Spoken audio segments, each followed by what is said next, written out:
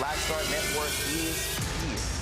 Hold no punches. I'm real revolutionary right now. Black power. Support this man, Black Media. He makes sure that our stories are told. Thank you for being the voice of Black America, Roland. Hey, Black, I love y'all. All momentum we have now, we have to keep this going. The video looks phenomenal. See, this difference between Black Star Network and Black-owned media and something like CNN. You can't be Black-owned media and be scared. It's time to be smart.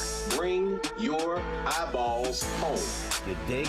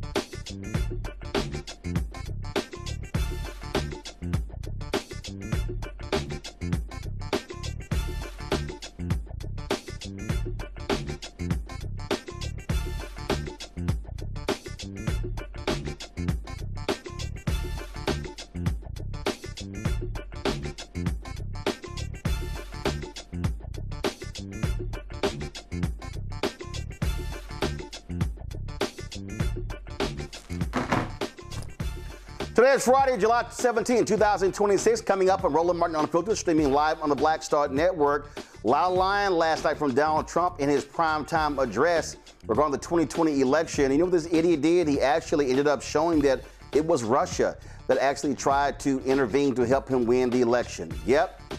He's pretty stupid. Also, an update on the death of Kohen Wiley, the one-year-old shot and killed by police in Mississippi.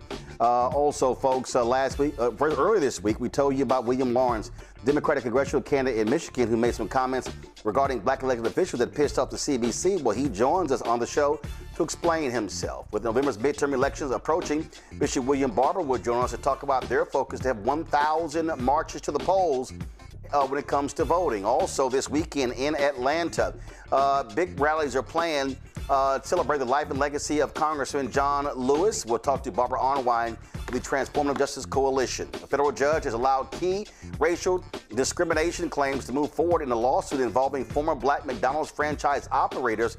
We'll talk to one of those former owners. Plus, an update on our 24-hour donation challenge to support the Harriet Tubman Museum and Educational Center in Cambridge, Maryland. We'll tell you how much we've raised. It's time to bring the funk. I'm Roland Martin Unfiltered on the Black Star Network. Let's go. He's got it. Whatever the miss, he's on it. Whatever it is, he's got the scoop, the fact, the fine. And when it breaks, he's right on time and it's rolling. Best believe he's knowing. Putting it down from sports to news to politics. With entertainment just for kicks, he's rolling. Yeah.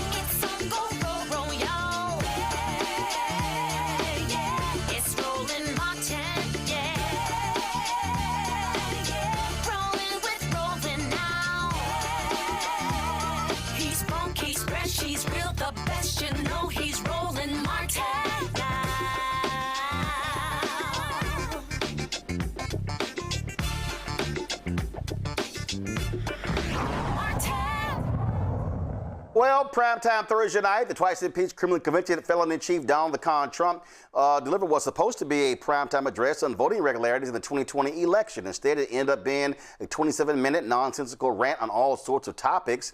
And then the teleprompter was just whooping his ass the entire time. Pretty hilarious to watch him slur through this speech with sheer stupidity. Watch.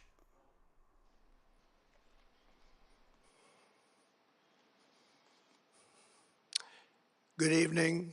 Before we begin, I'm proud to report that our country is safer, stronger, and far wealthier than it has ever been before. We had transgender for everybody, men and women sports, crime ravaging our cities, and the whole world was laughing at us as a nation, but not anymore. This week it was announced that inflation saw the largest monthly decline in more than 6 years. Just happened. It was just given out. The media reported it, and we accept it.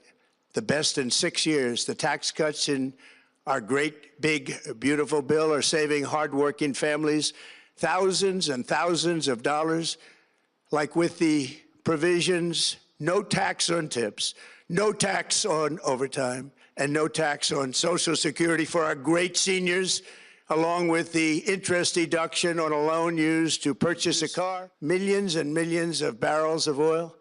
We are likewise winning big in Iran, and you will see the fruits of that labor very, very shortly. America is back and doing really well. The government strategy against the United States was focused on undermining domestic confidence in the U.S. president. They wanted to just make you sound like your president wasn't so hot, when actually your president has done a great job, and they did everything possible to do exactly that. Recently, we found significant numbers of burn bags in formation, and this is a group of bags that were used to destroy information given by President Barack Hussein Obama to be burned. It was supposed to be burned. Many people have questioned whether it could actually be possible to electronically manipulate vote totals or change election results on these terrible machines. Today, we are releasing documents that show the CIA obtained reporting of a specific plot to do a big number in favor of the corrupt Maduro regime in Venezuela. And that's exactly what happened, conspiring to digitally rig their own country's elections in 2020, and that's what they did.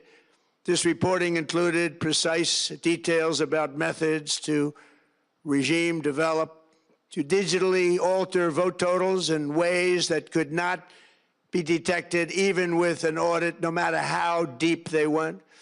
This intelligence underscores why we must take urgent action to ensure that our own system can never, ever be hacked or compromised like it was in the past.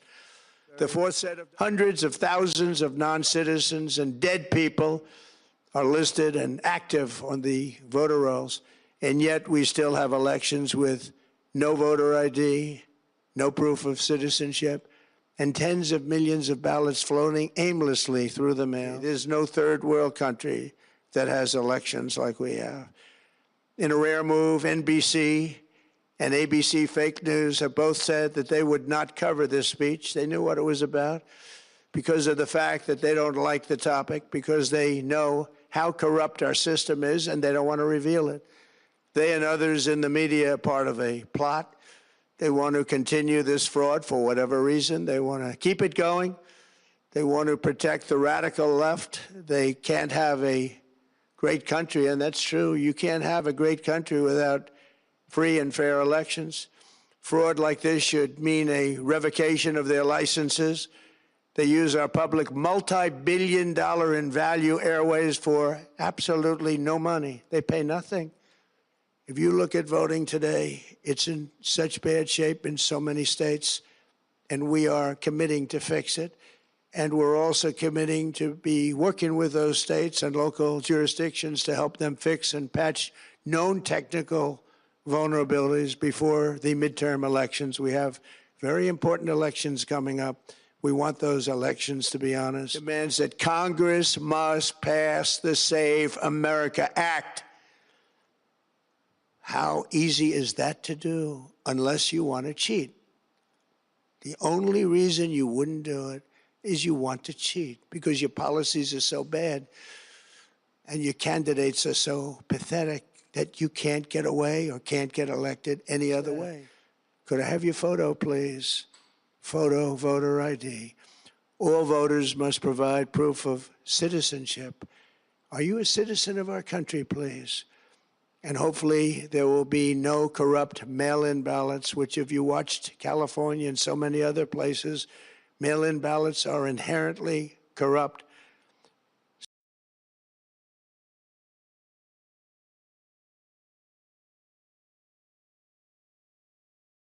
Texas, Nicole Robinson, political law attorney and strategist, joining us from D.C. Michael Imhotep, host African History Network show out of Detroit. That was a whole bunch of rambling, Nicole. It was just blah, blah, blah, blah, blah, blah, blah. Here's how bad it was. Today, Fox News made literally no mention of the speech. Even they knew it was batshit crazy. Mm-hmm. You know, they should just tag this whole speech for misinformation because that's all it was. President Trump said that we were going to be so shocked by this speech, but these were the same lies that he has been spewing since 2016, okay? There's no evidence of widespread voter fraud. Non-citizens are not voting in our elections, and dead people are not waking up to go vote. The 2020 election was one of the most audited, litigated elections in modern American history, and that was from President Trump's own people, and they found nothing. So we're supposed to believe that after all this time, the people that he put in place to investigate this were running some covert operation, and now they uncovered all of this evidence. None of this is believable. And if the American public thinks this is true, then they should be ashamed of themselves. Matt? I didn't get a chance to listen to the speech. I read an article about it, but I think Nicole's exactly right. And what I was thinking as I was watching it is obviously just how far politics have degraded in our country, just the fact that he can get on and continue to repeat lies and there's literally no recourse for it. There's no consequence for it. And especially some of the things that he said regarding China, my understanding that there was information that China had looked into, certain voting information, but never actually used it to interfere. But those are the kinds of things that get said and that get legs and run. And the problem with this president is just no matter what he says, there's literally no recourse for the brazen lies, and it's just stoking his base and trying to, undermine the elections. That's all this is about. It's about setting the framework to call into question the elections when the Republicans inevitably lose, and that's what this is. Michael? Yeah, Roland, this is more nonsense from Trump and trying to set a foundation to somehow seize voting machines to spread doubt in the 2026 midterm elections that he knows is going to be a wipeout for Republicans. So I'm glad NBC and ABC had a journalistic integrity not to show this nonsense yesterday. He's being beaten up on cable news this morning. Morning Joe had a good fact check on this. So, and the documents he was talking about don't make the claims that he was stating about China and different things of this nature. So this is more nonsense from Trump. So we have to be vigilant and get the correct information out. And if your vote didn't matter, why are Trump and many Republicans working so hard to suppress your vote? Well, again, his lips were moving, so he was lying. And that's par for the course for the most corrupt individual to ever occupy the Oval Office. All right, folks, let's talk about a story out of Michigan. Well, earlier this week, I told you about Michigan congressional candidate William Lawrence raising the ire of the Congressional Black Caucus PAC after some comments he made on a podcast about black political leaders. Here's what he said. If you have concluded that there is a problem with racist policing in the U.S., then we implore you to consider that those police departments, they see a connection with the Israeli project, and so we think you should too. And we think that you should also see a connection with and identify with, the Palestinian freedom struggle. The other piece, the last thing I'll say about just in response to your question, that is like this interesting factor, and it is related to the question of the moral authority of kind of the Black freedom struggle is that it's very clear that Biden's re-election campaign, the orientation is the Black vote. I mean, there's a kind of calculation that I think they've made from the start, but that's clear. It's clearer than ever. They're like, all right, I don't know.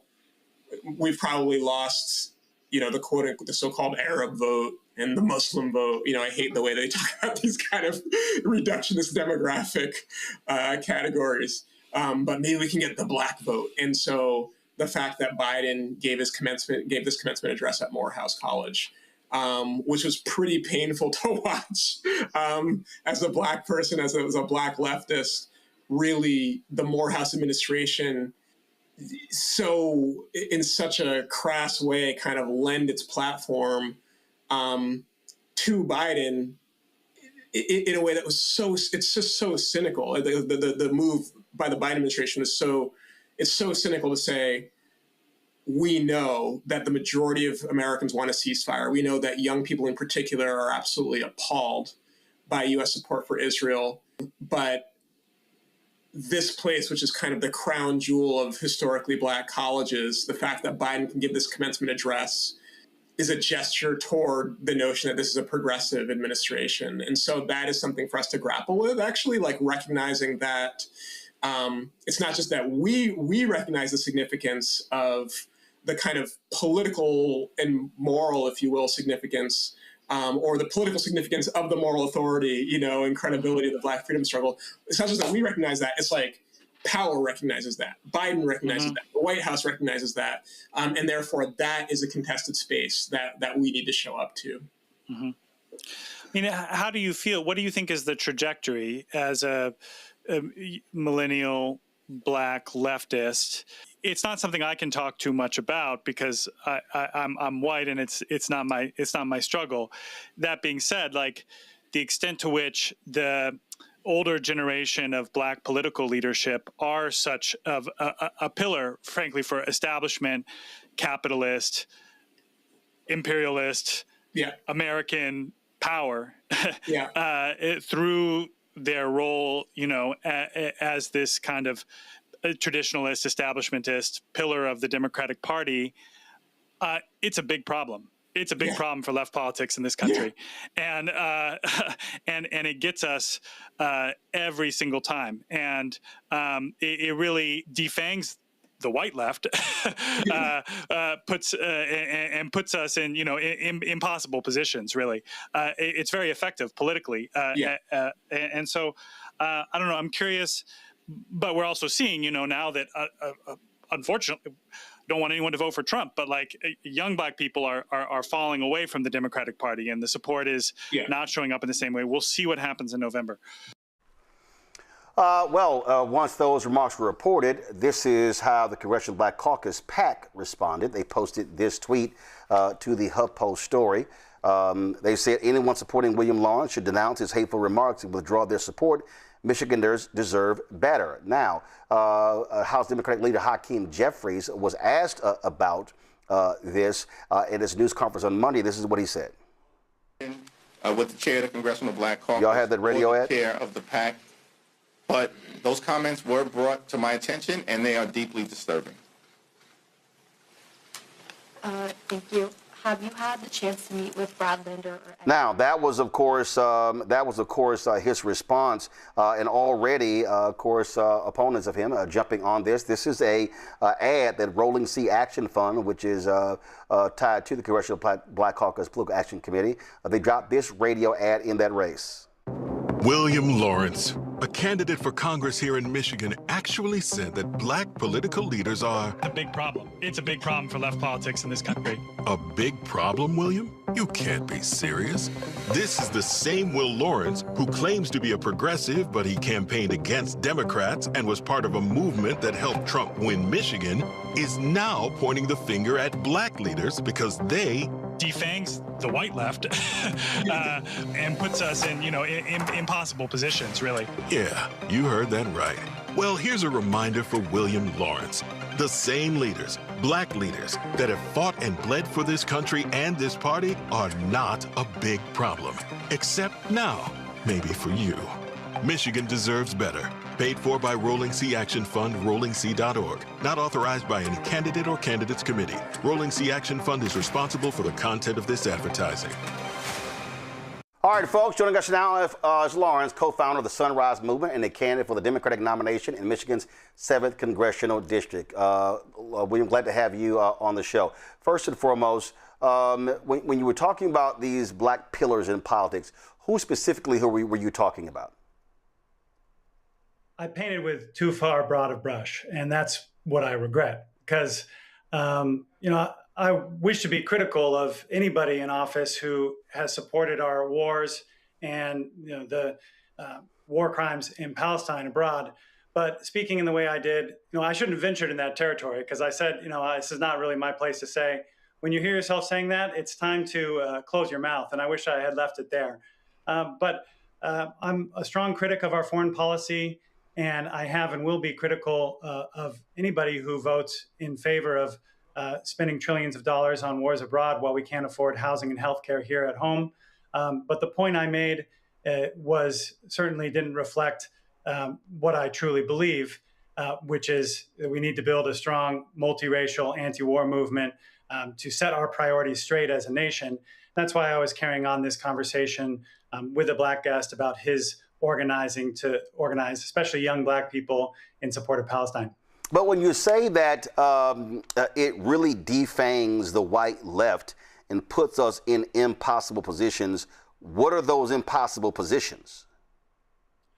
Really, the meaning there was that if we have an anti-war movement that is majority white, that's going to be a problem in a diverse country, because the most effective political movements in our country's history have been multiracial movements, and many of them have had strong black leadership at the forefront.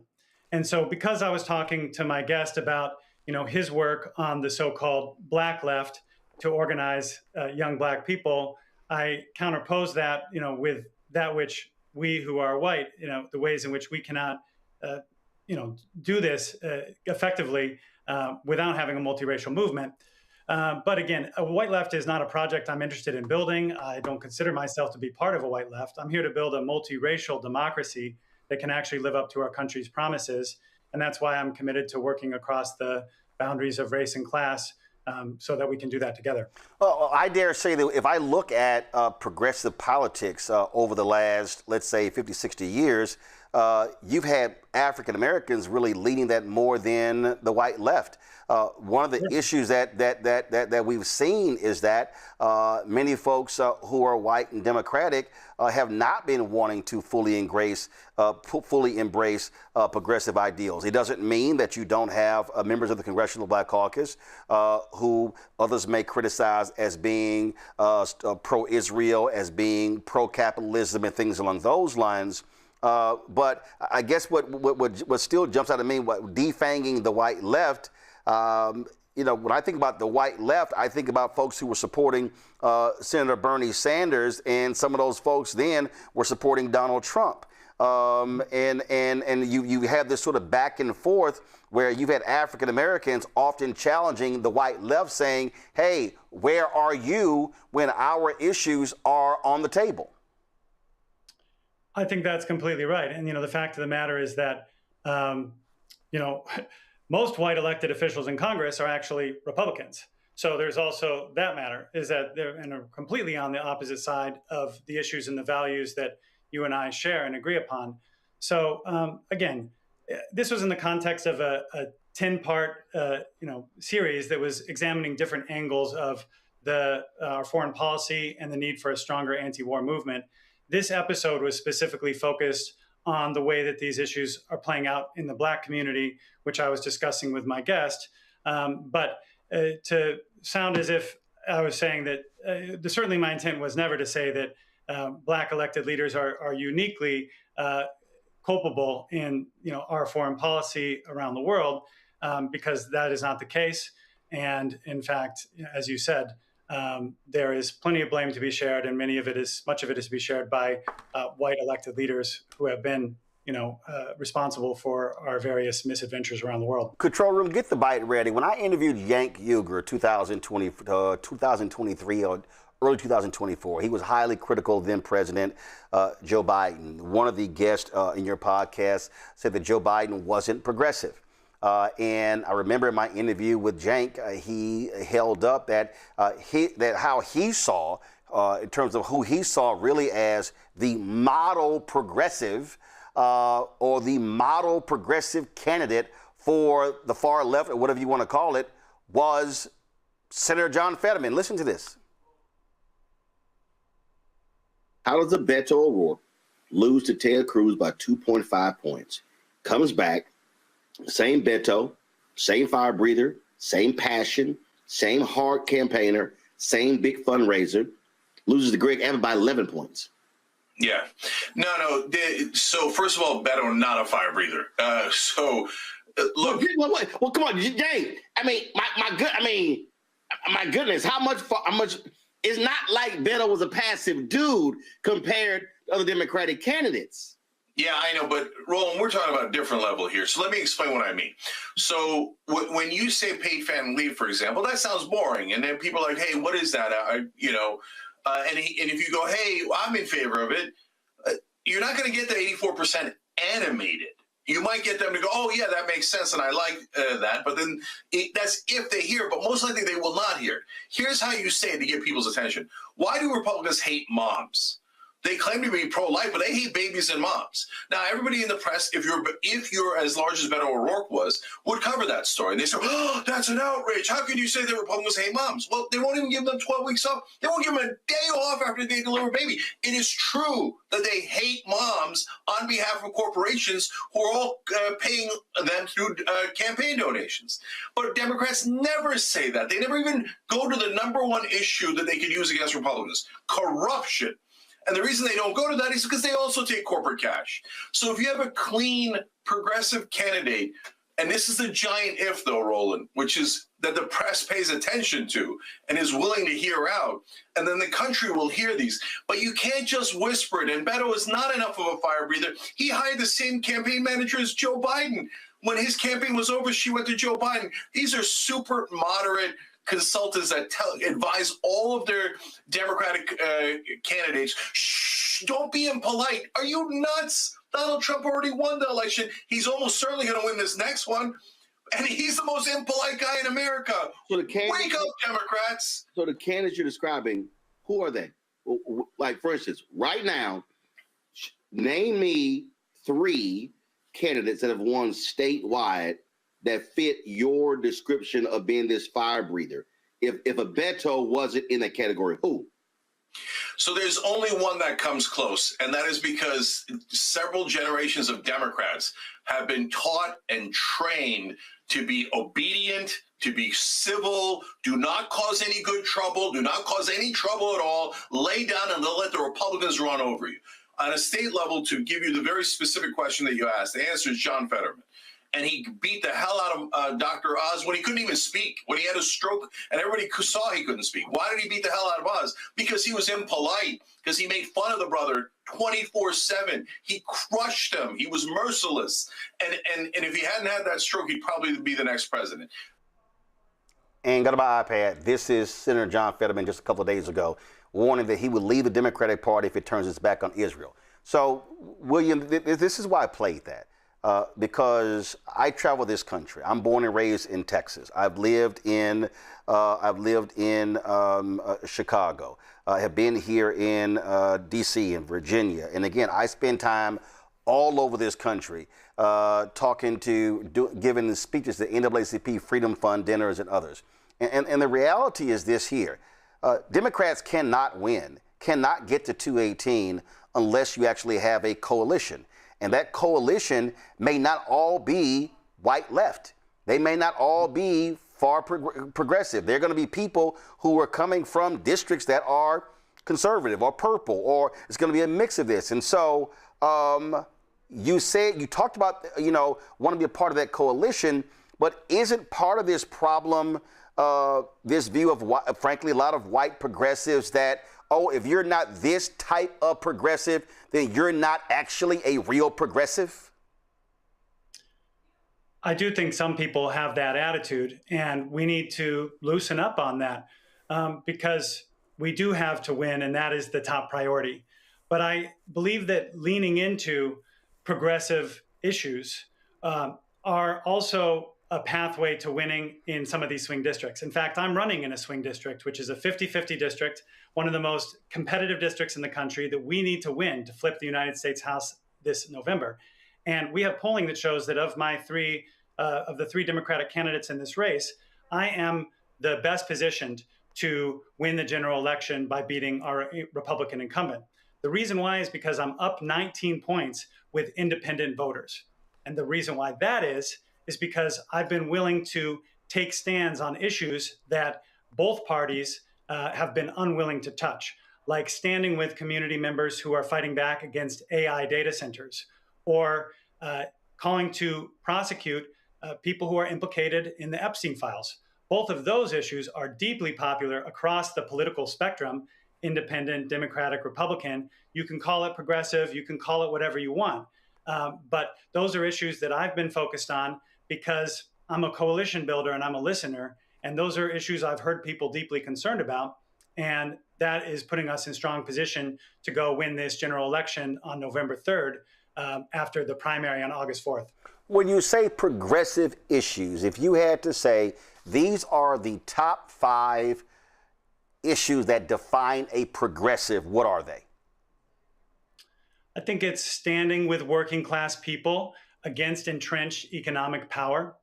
It's supporting. Hold 1 second. I want you to unpack that. What does that mean? Stand with working class people against entrenched corporate power. What does that actually mean? What does that look like? An example of that would be passing the PRO Act, which makes it easier for every worker and their coworkers to form a union, which is how we can all fight back and get the rights and dignity and job security that we deserve in the workplace. So that's one. I would say that Medicare for all is a priority for many progressives around the country, as well as me, because we believe that healthcare should be about delivering high quality healthcare to everybody rather than delivering profits to billionaire CEOs and investors in the health insurance companies who actually profit by denying our claims. I would say that opposition to endless wars around the world, and in particular, stopping to arm Israel so that we can end this genocide in Gaza and have a lasting peace in Israel and Palestine is obviously been a core priority over the last several years. And I don't know if it's progressive or not, but in some ways I think it's conservative because I want to conserve Michigan's water against AI data centers and conserve our communities. But I think there are also many progressive candidates around the country who have been willing to stand up to big tech and say no to these data centers because they can see how this is another avenue where very rich people in Silicon Valley and Wall Street are coming in and making decisions to decide the future of our communities without say so from the bottom up. And that's true whether it's in Mason, Michigan, where it's mostly white people, or in Memphis, Tennessee, where it's mostly black folks. The thing we have in common there is that we all want to be able to determine the future of our own communities rather than have some rich people from Silicon Valley or Wall Street do it for us. There were a lot of progressives who said Joe Biden is not a progressive. True or false? A lot of people did say that. Do you believe he was progressive? I think he did a good job of bringing progressives into his administration. I was a supporter of, and let me just tell you a little anecdote about that. I was a supporter of Senator Bernie Sanders in 2016 and in 2020. But when Bernie lost the primary in 2020, and I was at Sunrise Movement, we were among his core supporters.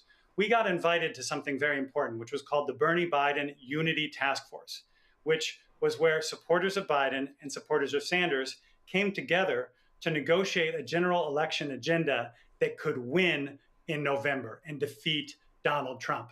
That's how Biden's Build Back Better agenda really emerged. It took some of the best ideas of what Bernie had been fighting for and then brought them in to Biden's platform. Not all of them, it was a compromise, but brought a lot of those ideas in. And then that gave progressives something real to fight for to go win and beat Trump in November. So I think that that's how politics works at its best is, we all stake out the positions and we fight for what we believe. And the primary process is one of the major places where that happens. But when it comes time for the general election and then the process of governing, we all have to come together to find common ground and focus on the greater enemy, which is defeating Donald Trump and the Republicans who are trying to absolutely destroy our democracy and our most basic rights and freedoms. You just said greater enemy. And I sometimes believe that progressives are so pure that if they don't fully get all that they want, they would rather step away, sit out, spend lots of time condemning their own. And look, I totally understand. You push and push and push and push. You push as hard as you push to get as much as you can, but sometimes you don't get that. But I also believe that you can't do a damn thing if you're in the minority. And, do you believe that that's a problem that progressives also have, in that they've also shot themselves in the foot by being such purists? I think back to 2016. And listen, I get people who were critical of Hillary Clinton, but it was Hillary Clinton or Donald Trump. That was the choice. And I think a lot of progressives, a lot of white progressives, were yelling and complaining on social and on media, other places, stayed at home, did not vote, and then ended up Trump getting there, and he got 3 Supreme Court justices. I completely agree with you, Roland, that that's a problem. We got to understand that, there's levels to this. The primary is one stage of the process, and that's where we air out our differences and fight hard, fight with integrity for the direction that we think the Democratic Party should take. And then when it comes to the general election, that is when we have to go. And even if you don't like Clinton or Biden or Harris, as it were be, I voted for all 3 of those folks, even though I had major disagreements with all of them. And I encourage my friends and family and many others to do the same, because there is so much at stake, and we cannot afford to allow Trump and the Republicans to win because of their agenda. So I do agree that there are times that has happened, and I've been one of those people who has been working to say, hey, look, folks, there's no purity in this. We have to be able to accept, what some call the lesser of 2 evils, if you want to see it that way, when it comes time for November elections, because the Republicans are coming for it all. They're coming for it all, and we can't afford to give them an inch. Questions from my panel. Michael, you first. All right, William. So I've heard you talk about foreign policy some, and you've talked about funding the war, Israel against Palestine, things of this nature. But I haven't heard you talk about any foreign policy towards the continent of Africa, where 1.5 billion people live. We know USAID, the cuts from DOGE, 780,000 people worldwide have died. A large portion of them are on the continent of Africa. So what policies do you have on your platform towards, or that you would support towards, the continent of Africa? Yeah, great question. Thank you. So I believe we should stop arming not just Israel, but all human rights abusers. And that includes the United Arab Emirates, which has been supporting an absolutely atrocious conflict, which many have characterized as a genocide in Sudan. So I believe we've got to cut off the arms there in order to bring an end, or help bring an end to the terrible violence that's been taking place in Sudan. You also mentioned USAID. I'm here in East Lansing, which is a university town, and there's it has amazing international programs. So I actually grew up among people who were scholars and had a lot of experience being part of USAID or doing other kinds of cultural exchange on the continent of Africa. And it's just absolutely mind-blowing to me that USAID is something that unequivocally have been saving millions upon millions of lives. And at a time when we are just continuing to start more ridiculous wars around the world, most recently in Iran, we also eliminated the one thing that was unequivocally good and was helping to save people. Elon Musk got rid of that. So we need to restore that program and then continue to extend our hand to the world, and in a gesture of good faith and goodwill. So those are a couple that I would mention. And I do know also that some of my supporters are very concerned about what CENTCOM and AFRICOM is doing, our attempts to also extend the hand of our militarism into the African continent. And so we need to, again, have a foreign policy that is really grounded in dialogue, diplomacy, cultural and economic exchange on terms that are about mutual respect, rather than continuing to push the arms of our military and surveillance apparatus into more and more countries of the world, including on the African continent. All right, thank you. Matt, you're on mute. Said I could be wrong, Mr. Lawrence, but I looked at the demographics of your congressional district. Is it correct that about 6% of your potential constituents are Black? Is that right? That's correct.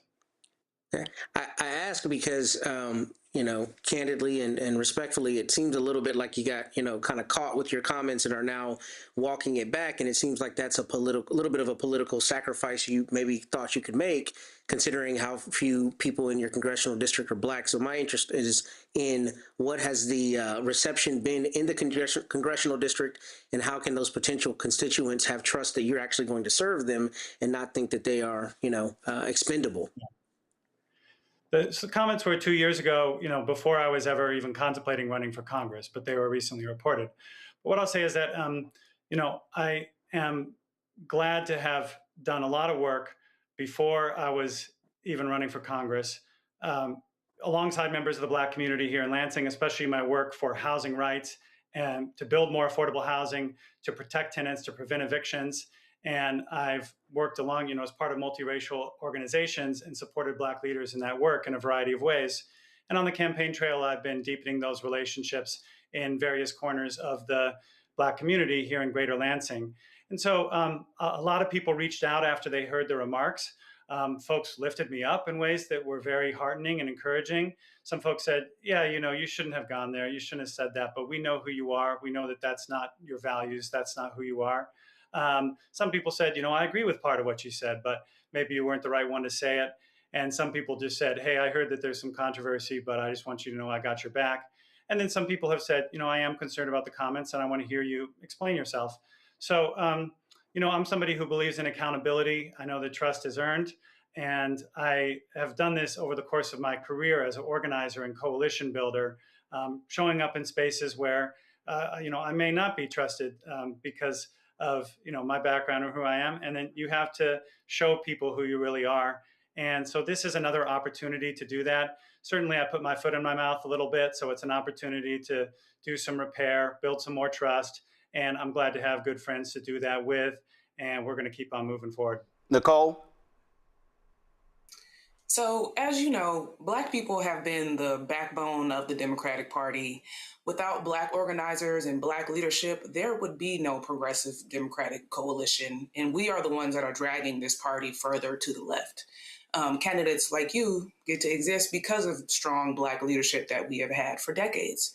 So can you talk about how you plan to support Black leadership if you win, and what you would do for your Black constituents if you win?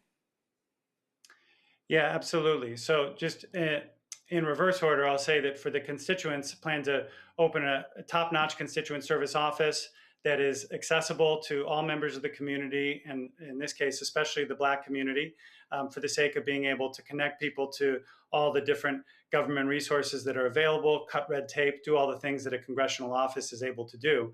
I really want to be able to deliver more resources for the housing-related groups that I've worked alongside here in Lansing. I was just at a forum last night at a community center that has done amazing work to create pathways into homeownership, doing all kinds of work with people who have been renters, especially in the African-American community, and then working for them to become homeowners.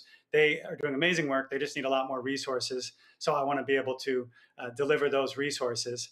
And then when it comes to DC, I know that one of the top priorities for the Black delegation in Congress right now, as well as a top priority for me, is to fight for the renewed Voting Rights Act.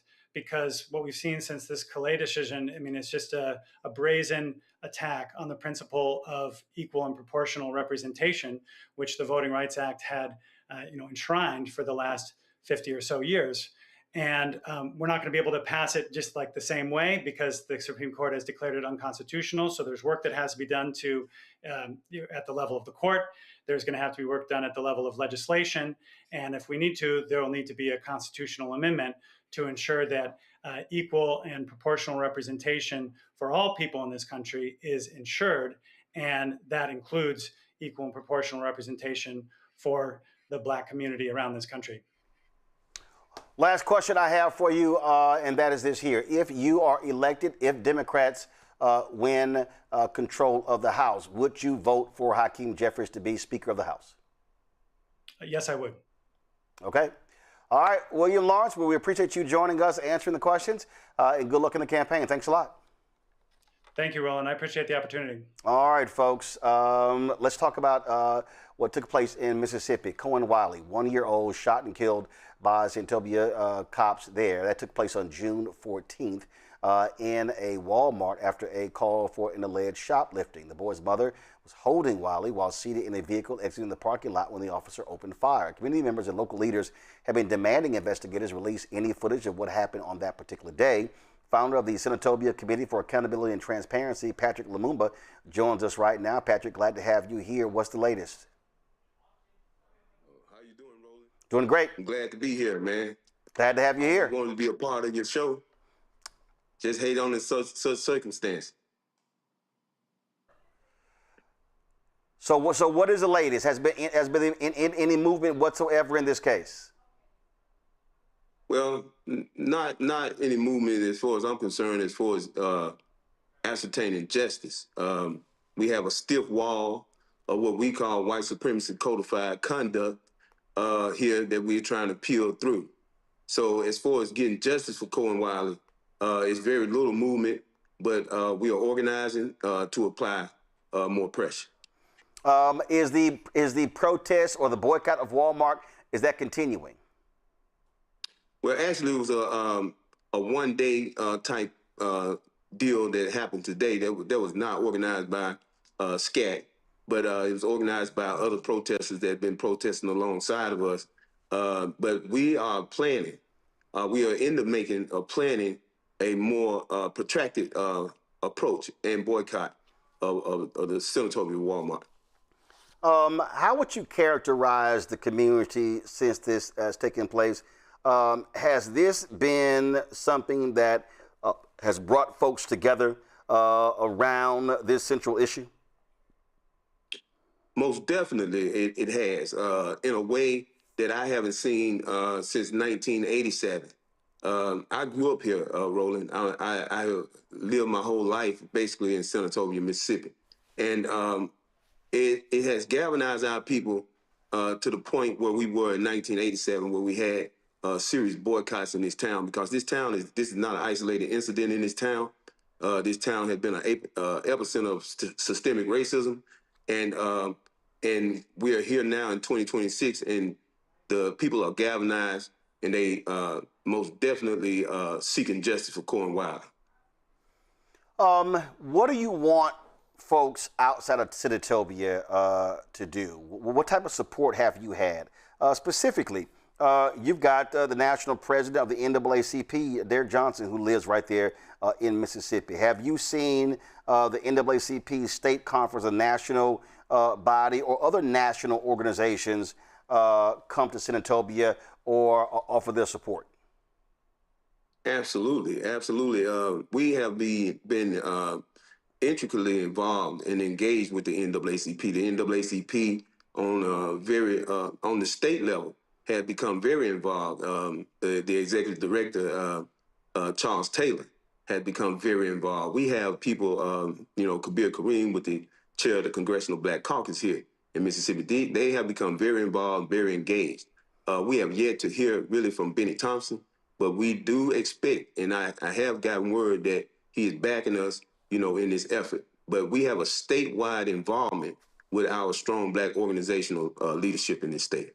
What would you, for folks across the country, what would you like for them to do to stand with y'all? To deposit in some form or another. Make a deposit here, because where we at right now, Roland, is a Black baby was killed with a state-sponsored bullet.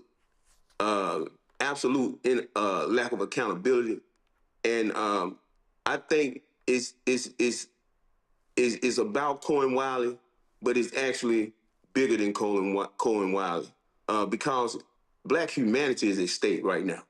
I mean, these people have went as far as to kill a Black child with a state-sponsored bullet. So I think the humanity of Black people is at stake, and I've been on record as to say and quote that we having our own Emmett Till moment today, right here in Senatobia, Mississippi, in Mississippi, the heart of the South. We having our own Emmett Till moment. And I think the universe has gave us another opportunity as Black people to stand for our own humanity right here.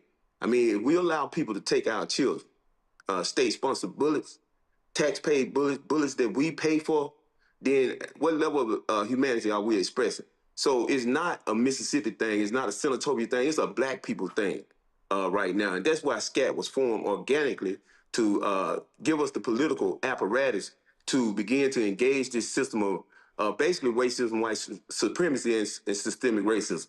So I'm asking people all over the nation to become involved with what we got going on here in Mississippi, because Mississippi is still burning. Mississippi is still burning, and we're going to have to put out some of these fires. If people could reach you, where do they call, email, what do they do?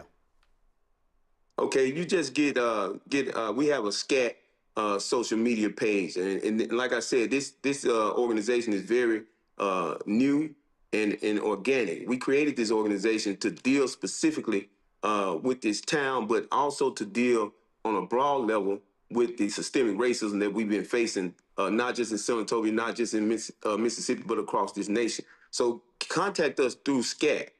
We have a social media page. Is that SC? Is that SC? SCAT?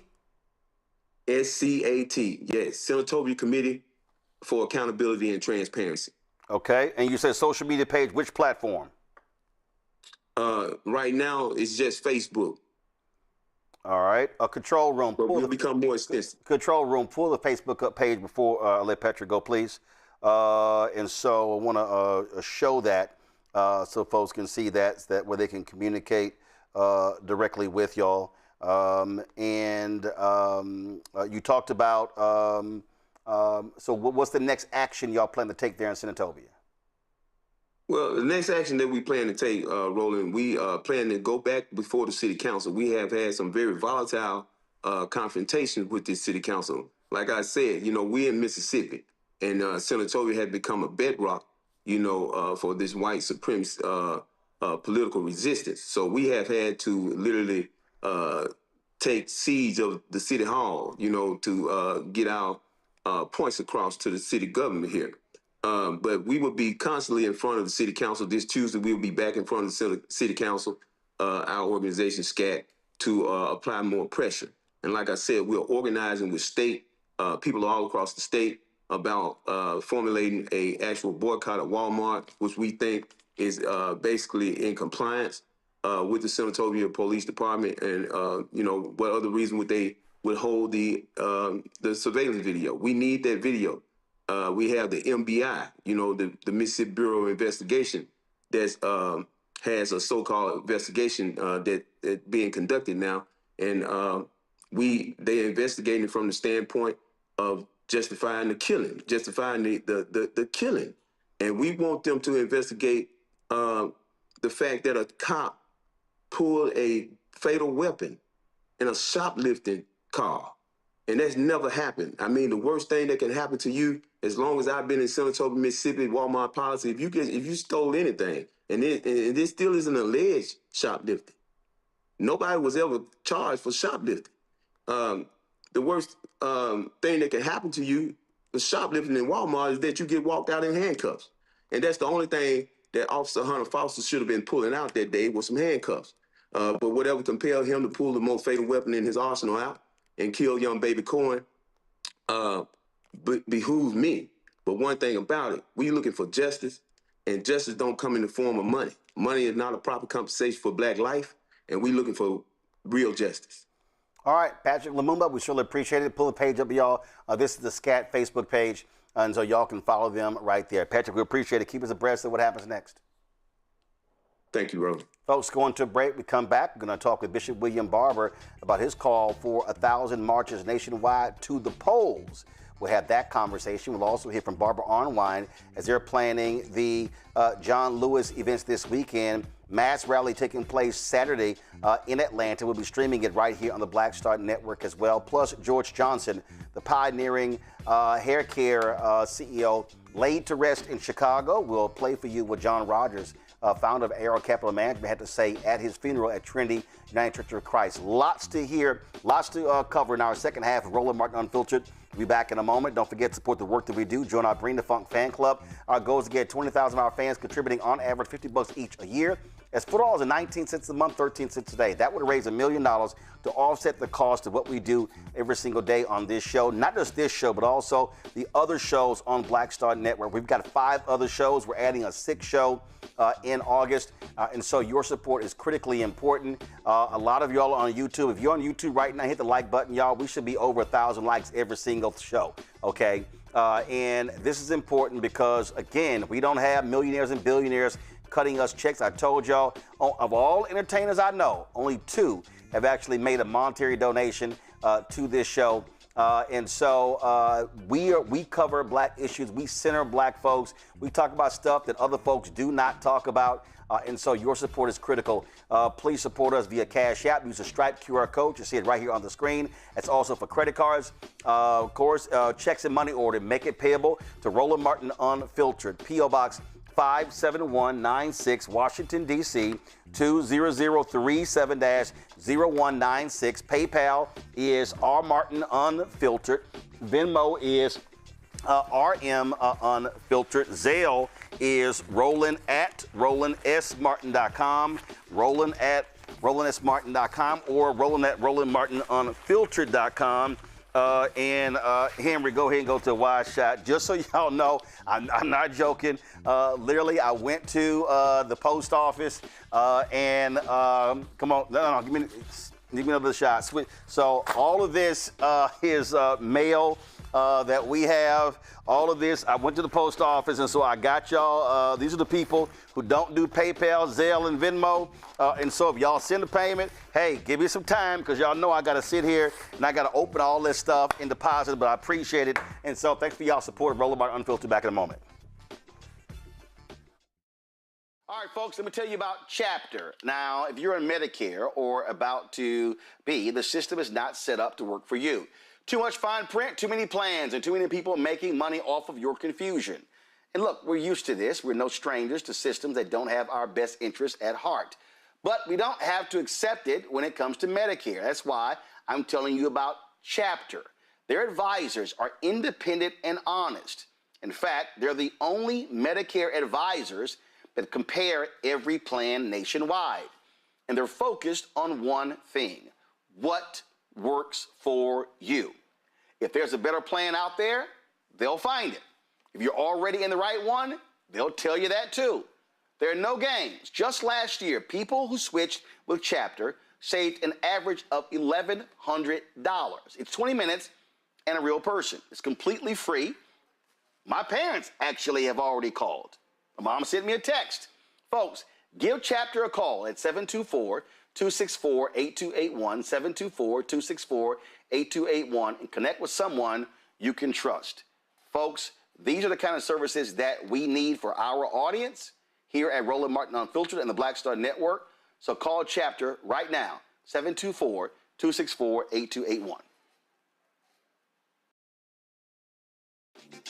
My name is Bill Duke, and you're watching Roland Martin Unfiltered.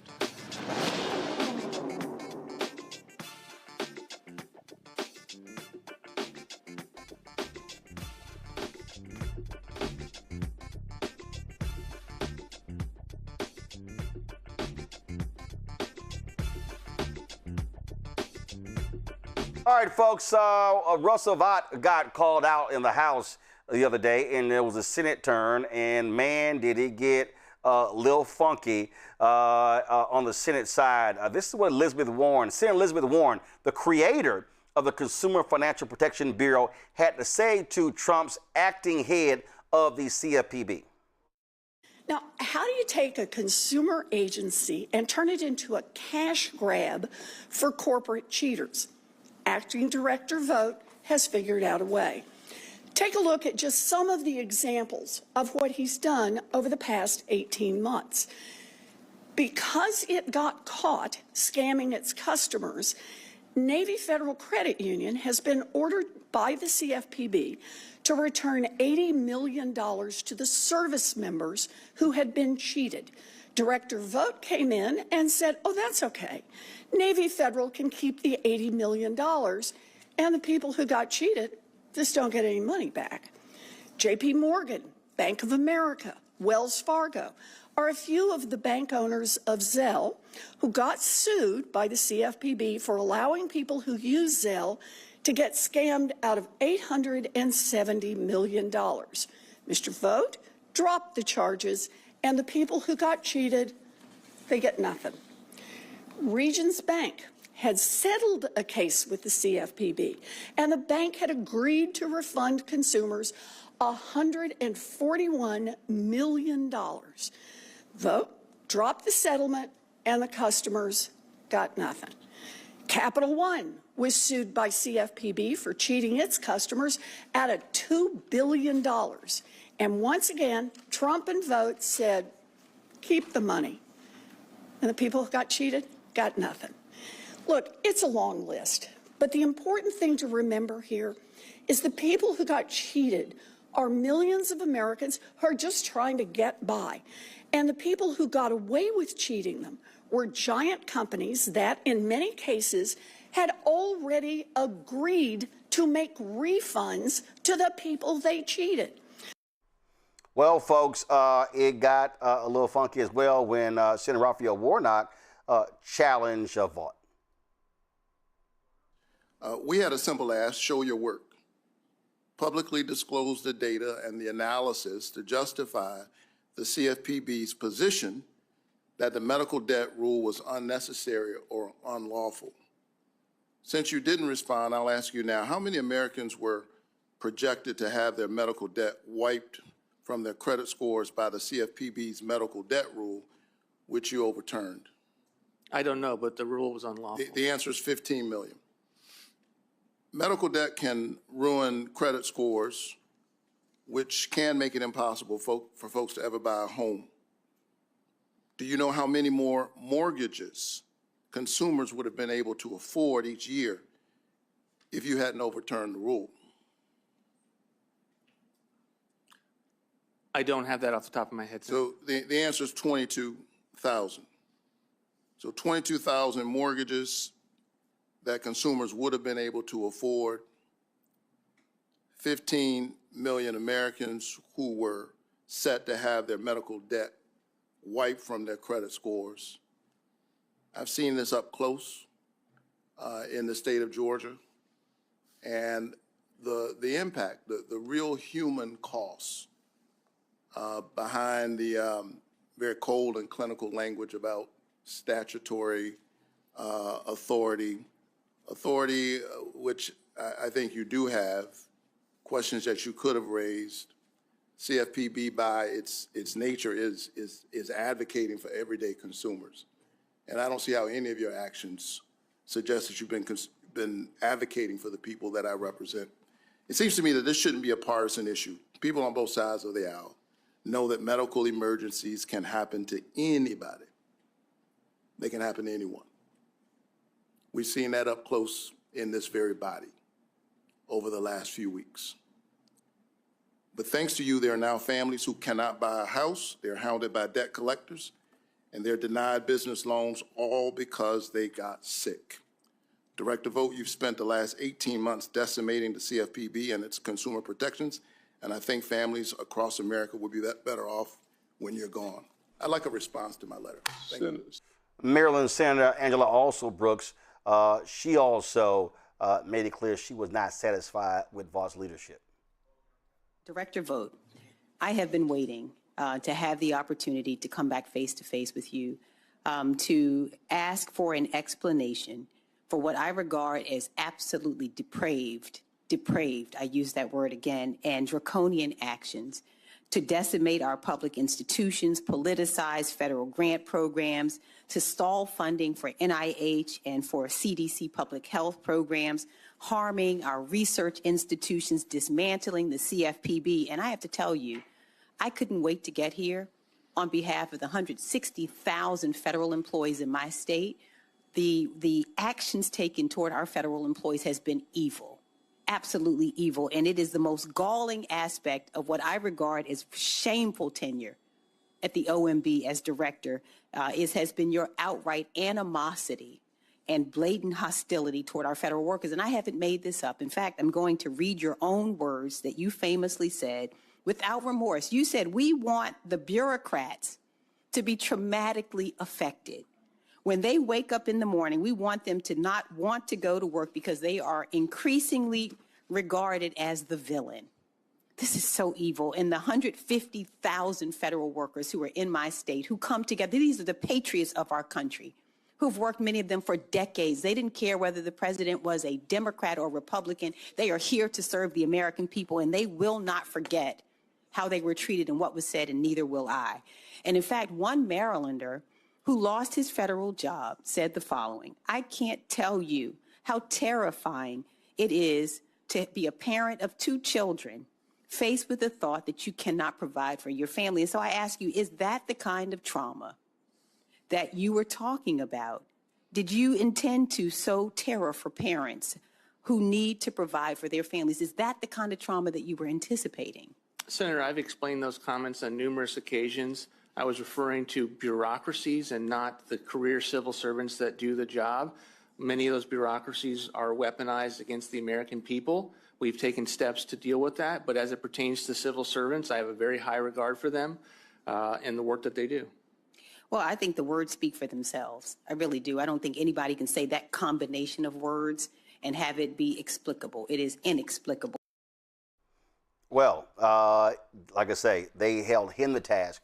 And as I said yesterday, Consumer Financial Protection Bureau, they've returned $21 billion to regular, ordinary Americans over the last 14 years. But Republicans have despised this agency from the beginning. Bishop William Barber with Repairs of the Breach joins us right now. Bishop, this right here is one of the issues that you often talk about in terms of these corporations, how they bear down on people, how Donald Trump and these Republicans are allowing these companies to get away with it.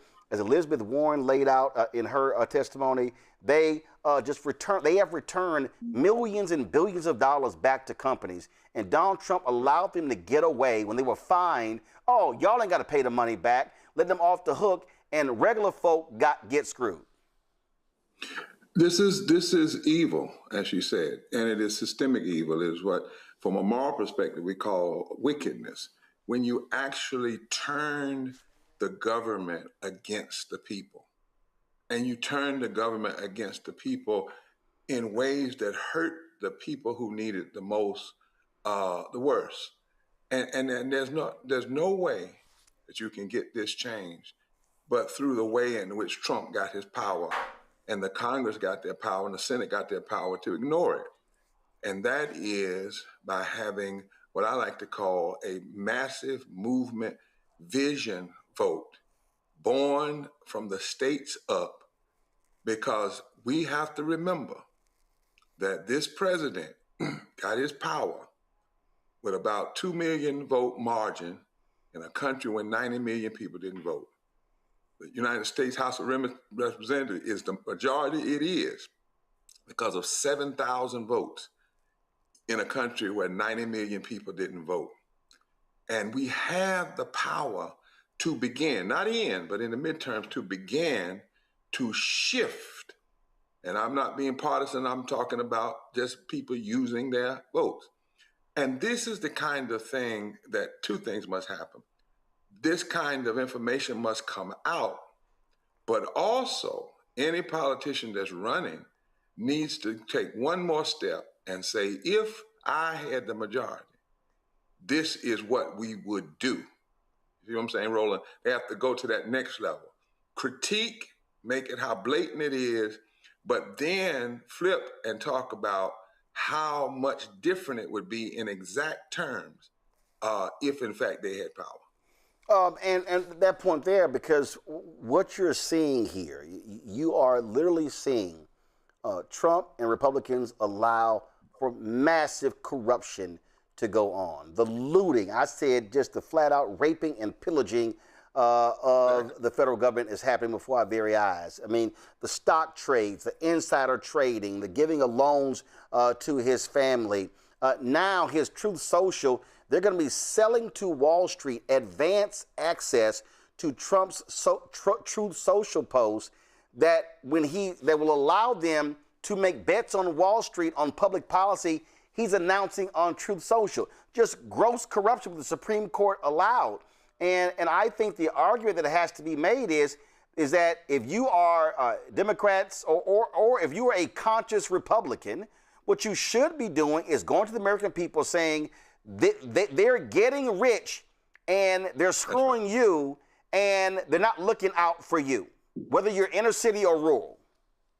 It doesn't make any difference. This is worse than Citizens United. I mean, this is actual thievery and robbery. And then, Roland, is something else. It is breaking the government in a way, because they did it with the tax cuts. It is breaking the government in a way that whoever takes over, if you don't stop this soon, will not have revenue to do the things that need to be done and to move the government forward. I mean, this is quite sinister. But you know, they said that's what they were going to do.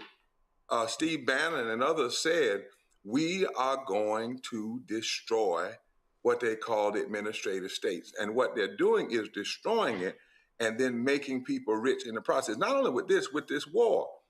Who do you think is making money during this war? The oil people, all down the Gulf states. Who is the major backers that we found out through research of things like religious nationalism, so-called Christian nationalism, and the thought that that oil money has a direct line. And so the very people that plotted and planned to put this person in office and then to give someone like Steve Miller and others the ability to put people in office who are acting with draconian intent. This is Machiavellian, Roland. They're not playing. They go in on day one and they have a checklist of everything they're going to do, everybody they're going to move, every program they're going to cut, and everybody that's going to be paid. And we have to make that clear, because that's one thing that Americans, regardless of race, creed, color, and sometimes party, get upset about, is when they know and can tangibly see that they're being robbed and pillaged and stolen from. You have talked about, you and I discussed this numerous times over the last several years, that marches have to have a purpose. And it has to lead to something. Having a march just because makes no sense.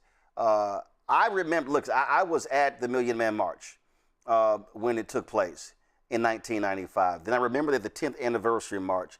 And one of the things that I said then was, there's no need for everybody to come to D.C. I said, you can have a D.C. event, but you need to have events happening different places all around the country. Everybody talks about August 28th, 1963, the March on Washington for Jobs and Freedom.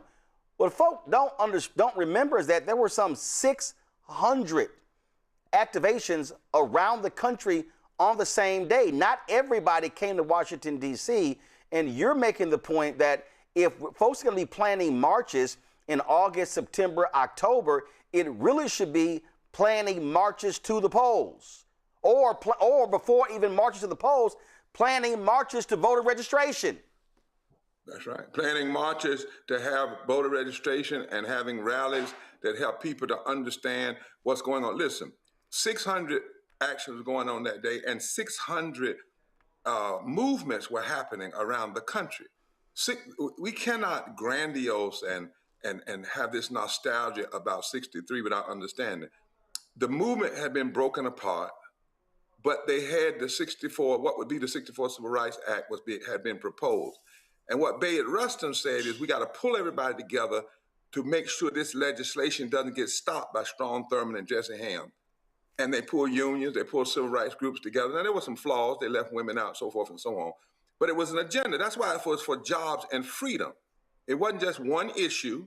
They had an agenda. They wanted to raise the minimum wage by 75%, index it with inflation, raise more money for public education. They wanted fair housing to be in the Civil Rights Act, which is why later we had to have the Fair Housing Act. They wanted voting rights in the Civil Rights Act.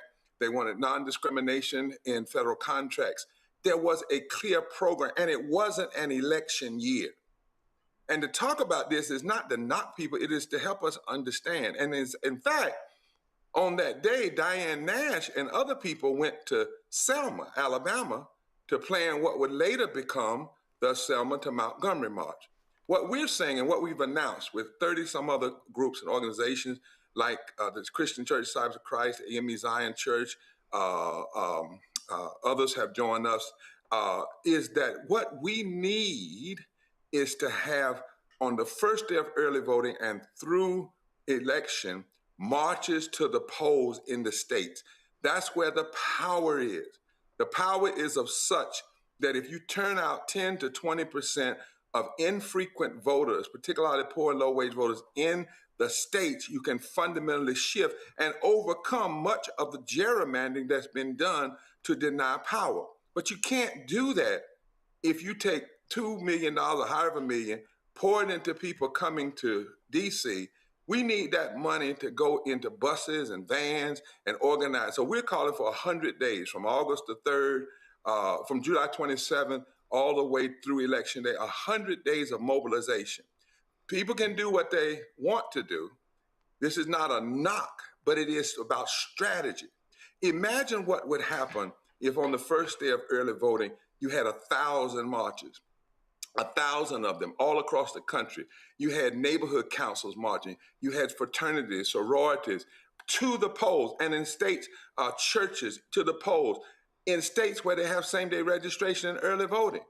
Imagine how conspicuous that would be and how it would begin to give people courage to overcome their fears. We're going to have to be conspicuous because Trump and his people are not through messing with this election. And so it makes sense. This is an election year. Now, if we're going to march on, we should have marched before the Supreme Court gutted the Voting Rights Act fully. We should have marched when they were passing the big ugly bill. Some of us did. Some sat back and didn't. We tried in 2020 to push Biden and Harris to pass the bill on COVID, to pass the John Lewis voting rights bill, and to pass living wages. Some said, no, we don't want to do that. Some national groups said no. That's what's curious to me. Why is it that you wait until after there's been a problem and then you want folk to come to D.C. rather than a strategy that says, let's all come together and march to the polls. So we're calling for a minimum of 1,000 marches to the polls on the first day of early vote in your state, following the law. The law firm of Forward Justice, Caitlin Swain, has vetted this. Harry Daniels, a renowned civil rights lawyer, has vetted this. We have now over 30 organizations that are coming in and more and more and more because people see the wisdom of it. If I have $10,000 in August, should I take that $10,000 and pay for a bus or two to go to D.C. in the middle of the heat? Or should I take that $10,000 and put it into a voter mobilization plan for the first day of early voting that in some places, Roland, is going to come less than 20 days after the last day of August? Some of it's early. Some of these votes are early. And what I know is, I'll give you one example. In 2008, President Obama lost the election in North Carolina, but he won doing same-day registration early voting because we focused on early voting. We never endorsed him, but we endorsed putting 1.5 million new bodies at the polls. And he lost on election day, but then won because of the margin that was pushed during early voting. This is about strategy. We're not playing here. This is not a game. This is not about somebody just doing a speech, somebody just telling us that people are attacking our voting rights. We already know that. This is not about just showing unity. Let's show unity by marching to the polls. On the first day, 1,000 marches at a minimum, and then keep on doing it through that. Imagine churches, last thing, imagine if a church says, everywhere starting in that congregation and everywhere 2 to 3 miles around that congregation, we're going to march to the polls. We're going to be conspicuous. We're not going to violate any laws. We're not going to take campaign materials to the polls that you're not supposed to do. But we're going to put our bodies on sidewalks, in the streets. We're going to do it legally, and we're going to say our votes matter. And what if, lastly, we say we're marching for not just what we're against, but what we're for? If we're for ending war, if we're for living wages, if we're for health care, if we're for restoring the Voting Rights Act federally, not just state by state, if this is what we're for, that's why we're marching to vote. And that's all that we're saying. And it makes sense. It's about strategy if you're really serious about challenging what's going on in our country right now. Questions from my panel. Nicole, you first. So we've seen the Trump administration try to stop mail-in votes, promote gerrymandering, try to get DOJ to threaten election officials. And now President Trump is trying to say that if you register to vote, China is going to steal all your information. They've also talked about sending armed federal agents to the polls, even though we know that's illegal. So, I mean, how are you getting voters to stay encouraged, to know that they're going to be safe at the polls and that their votes count? There's a lot of hurdles to overcome here. So what are we doing about this?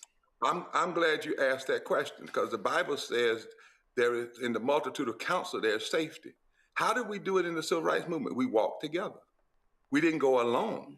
And that's why we need to do this, so that people can see it's okay.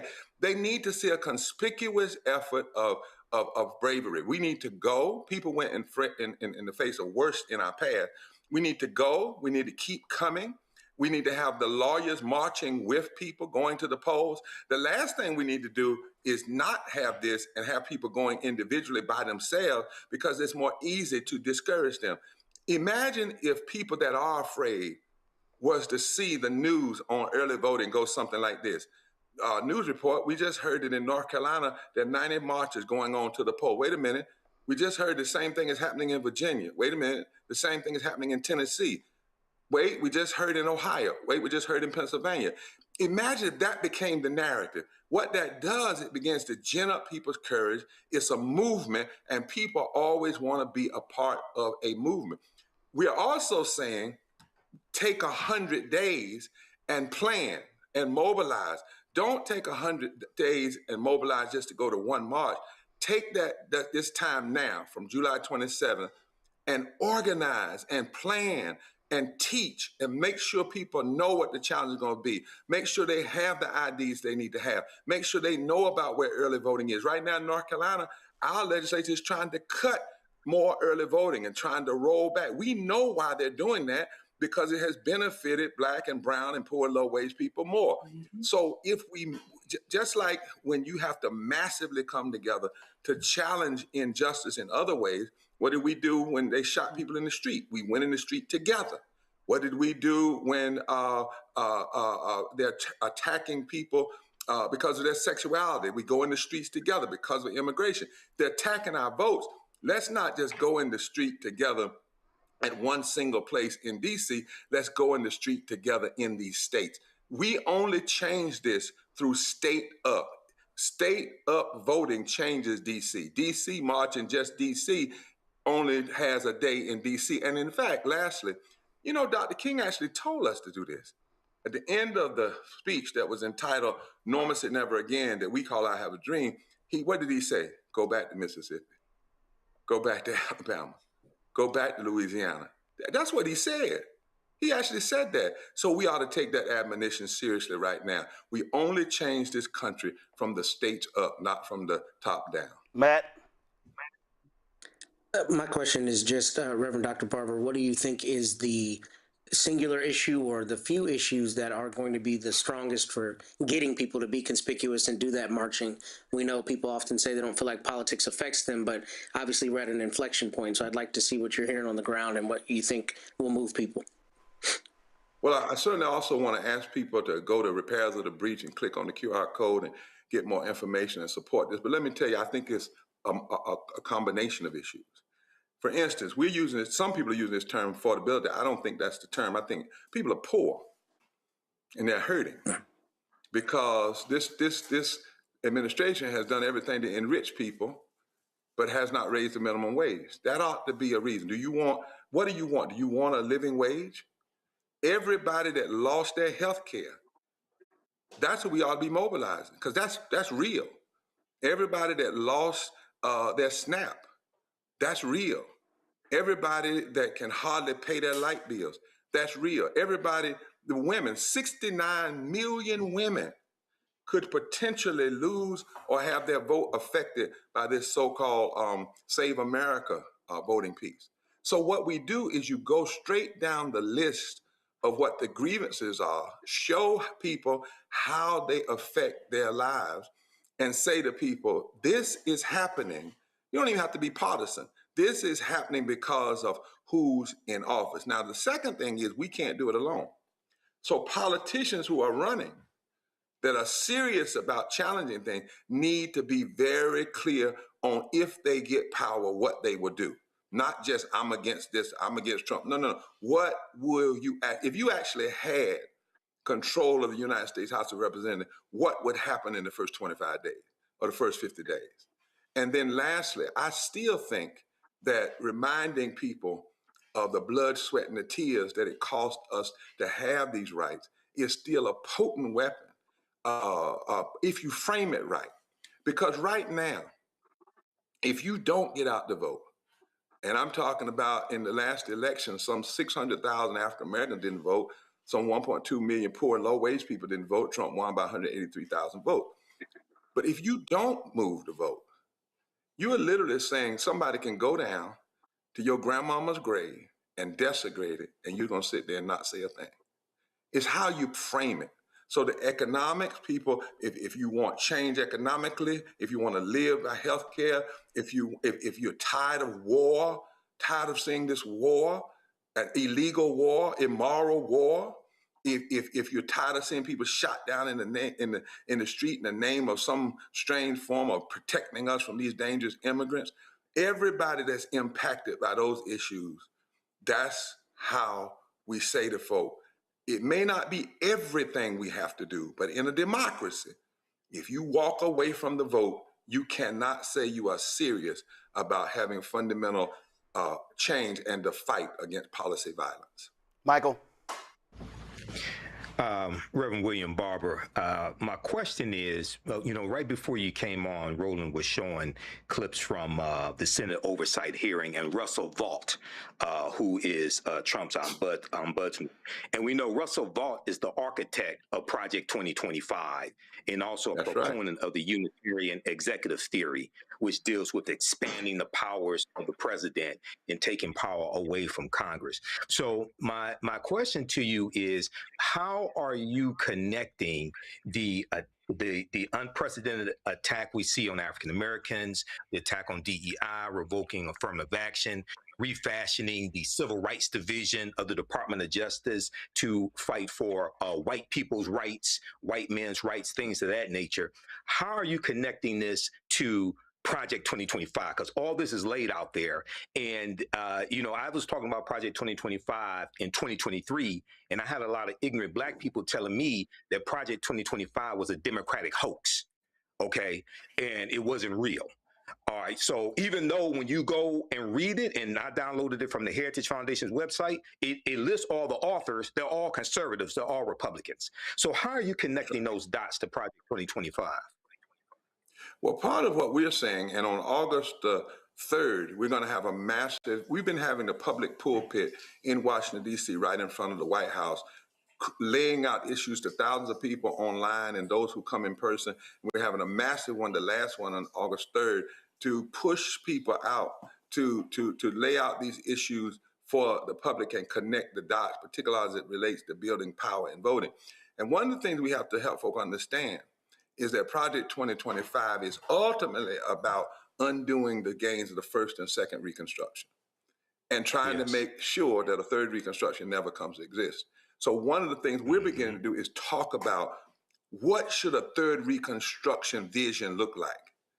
Not just what they are doing, but what should we do? Because we have to at least acknowledge this. From the bottom up, we built a plan and a vision of America to draw their people out. So if we're criticizing Project 25, What we also have to do is not just curse the darkness, but lay out what should be the counter, what should be our own Project 30 maybe, or Project 26 or Project 28.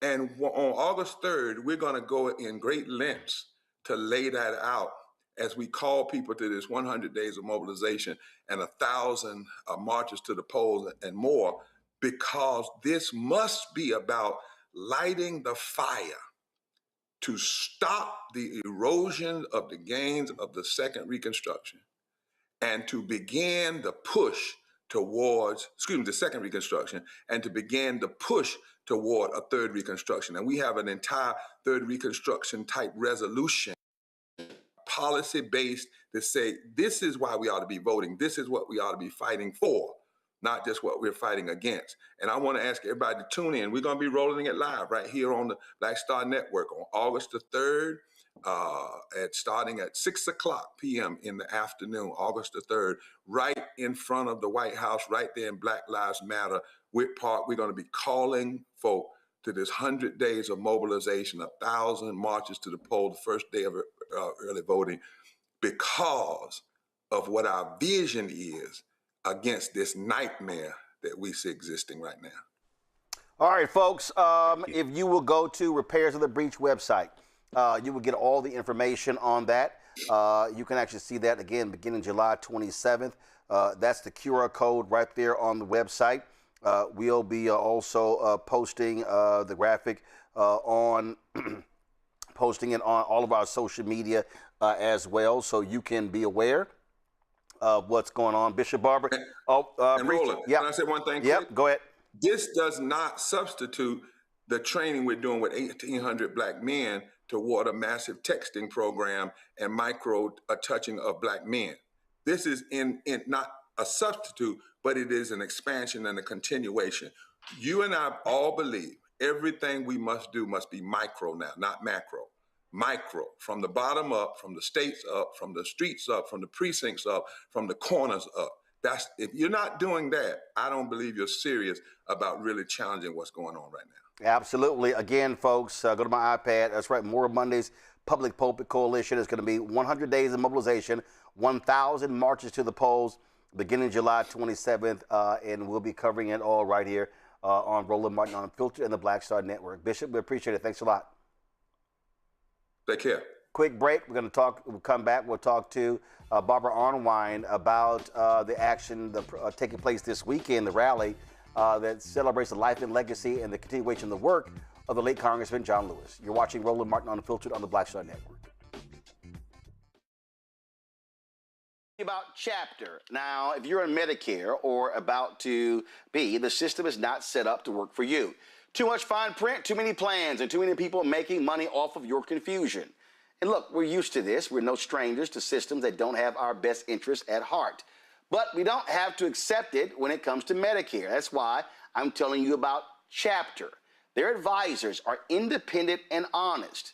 In fact, they're the only Medicare advisors that compare every plan nationwide. And they're focused on one thing: what works for you. If there's a better plan out there, they'll find it. If you're already in the right one, they'll tell you that too. There are no games. Just last year, people who switched with Chapter saved an average of $1,100. It's 20 minutes and a real person. It's completely free. My parents actually have already called. My mom sent me a text. Folks, give Chapter a call at 724-264-8281,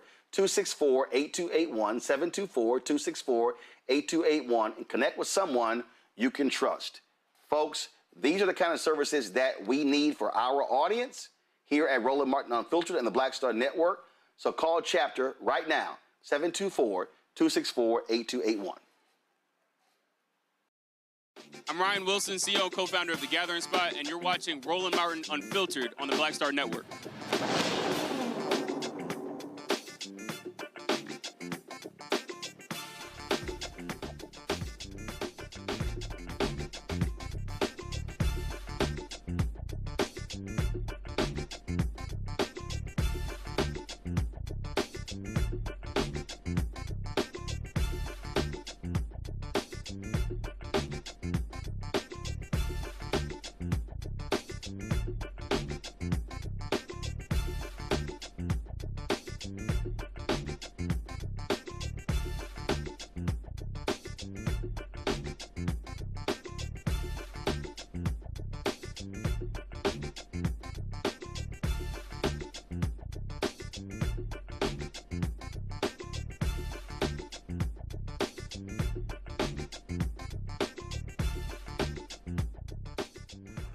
6 years ago today, we lost Congressman John Lewis, a freedom fighter, activist, political office holder. Of course, he was well known as a civil rights leader, one of the biggest heroes of the 20th century.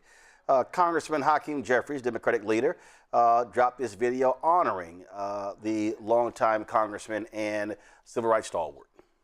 Years ago today, we lost the conscience of the Congress and our dear friend. Transformational force. My brother in service and faith. My mentor. An American hero. And my personal hero. The legendary. Extraordinary. Iconic. Indomitable. Inspirational. Incomparable. Compassionate. Courageous and determined. Freedom fighter. That is Congressman John Lewis. John Lewis set an example for all of us. I still can't believe I got to call him a colleague. I mean, I actually got to share a cell with John Lewis, one of the great honors of my life. While we remember and celebrate John Lewis year-round, today we commemorate his life, achievements, and continued legacy. From being the youngest speaker at the 1963 March on Washington, to leading the march across the Edmund Pettus Bridge on Bloody Sunday, to serving in the United States House of Representatives. John Lewis has never stopped fighting for justice, equality, and the right to vote. As a young black man serving in Congress, I know that my generation stands on the shoulders of giants like John Lewis. John was a public servant through and through. We honor him by carrying forward his legacy.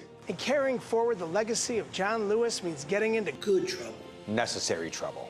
I am constantly getting into good trouble. Standing up for our democracy and for our values. Fighting in Congress against Donald Trump. When he puts himself above the law. Fighting against all the corruption and authoritarianism in America. Fighting for our communities, serving our neighbors. Like when we fought successfully to overturn Donald Trump's cuts to mental health and substance abuse funding. Like pushing back against attempts to remove black representation from right here in Congress. Fighting back against Trump's voter suppression agenda. It's why I continue to speak out against the Supreme Court's attacks on the Voting Rights Act. We will stand up, we will rise up, and we will pass the John Lewis Voting Rights Advancement Act to protect every American's right to vote. Fighting against corruption in our government and restoring trust in our institutions. I'm getting into good trouble by making sure that every working person in this country gets a fair wage and good benefits. Building a country that working people can afford. My good and necessary trouble has included making surprise oversight inspections to ICE facilities. Standing up to ISIS infringement on our rights. Challenging unjust deportation policies and fighting to keep families together. The struggle for justice did not end with John Lewis, and neither will our commitment to it. We need to show up, we need to stand up, and we need to speak up. Continuing the work to build a country where opportunity belongs to every American. This is especially important today. My House Democratic colleagues and I will keep on keeping on. And we will never stop fighting for justice, equality, and voting rights that Brother John fought and bled for. In the pursuit of a more perfect union.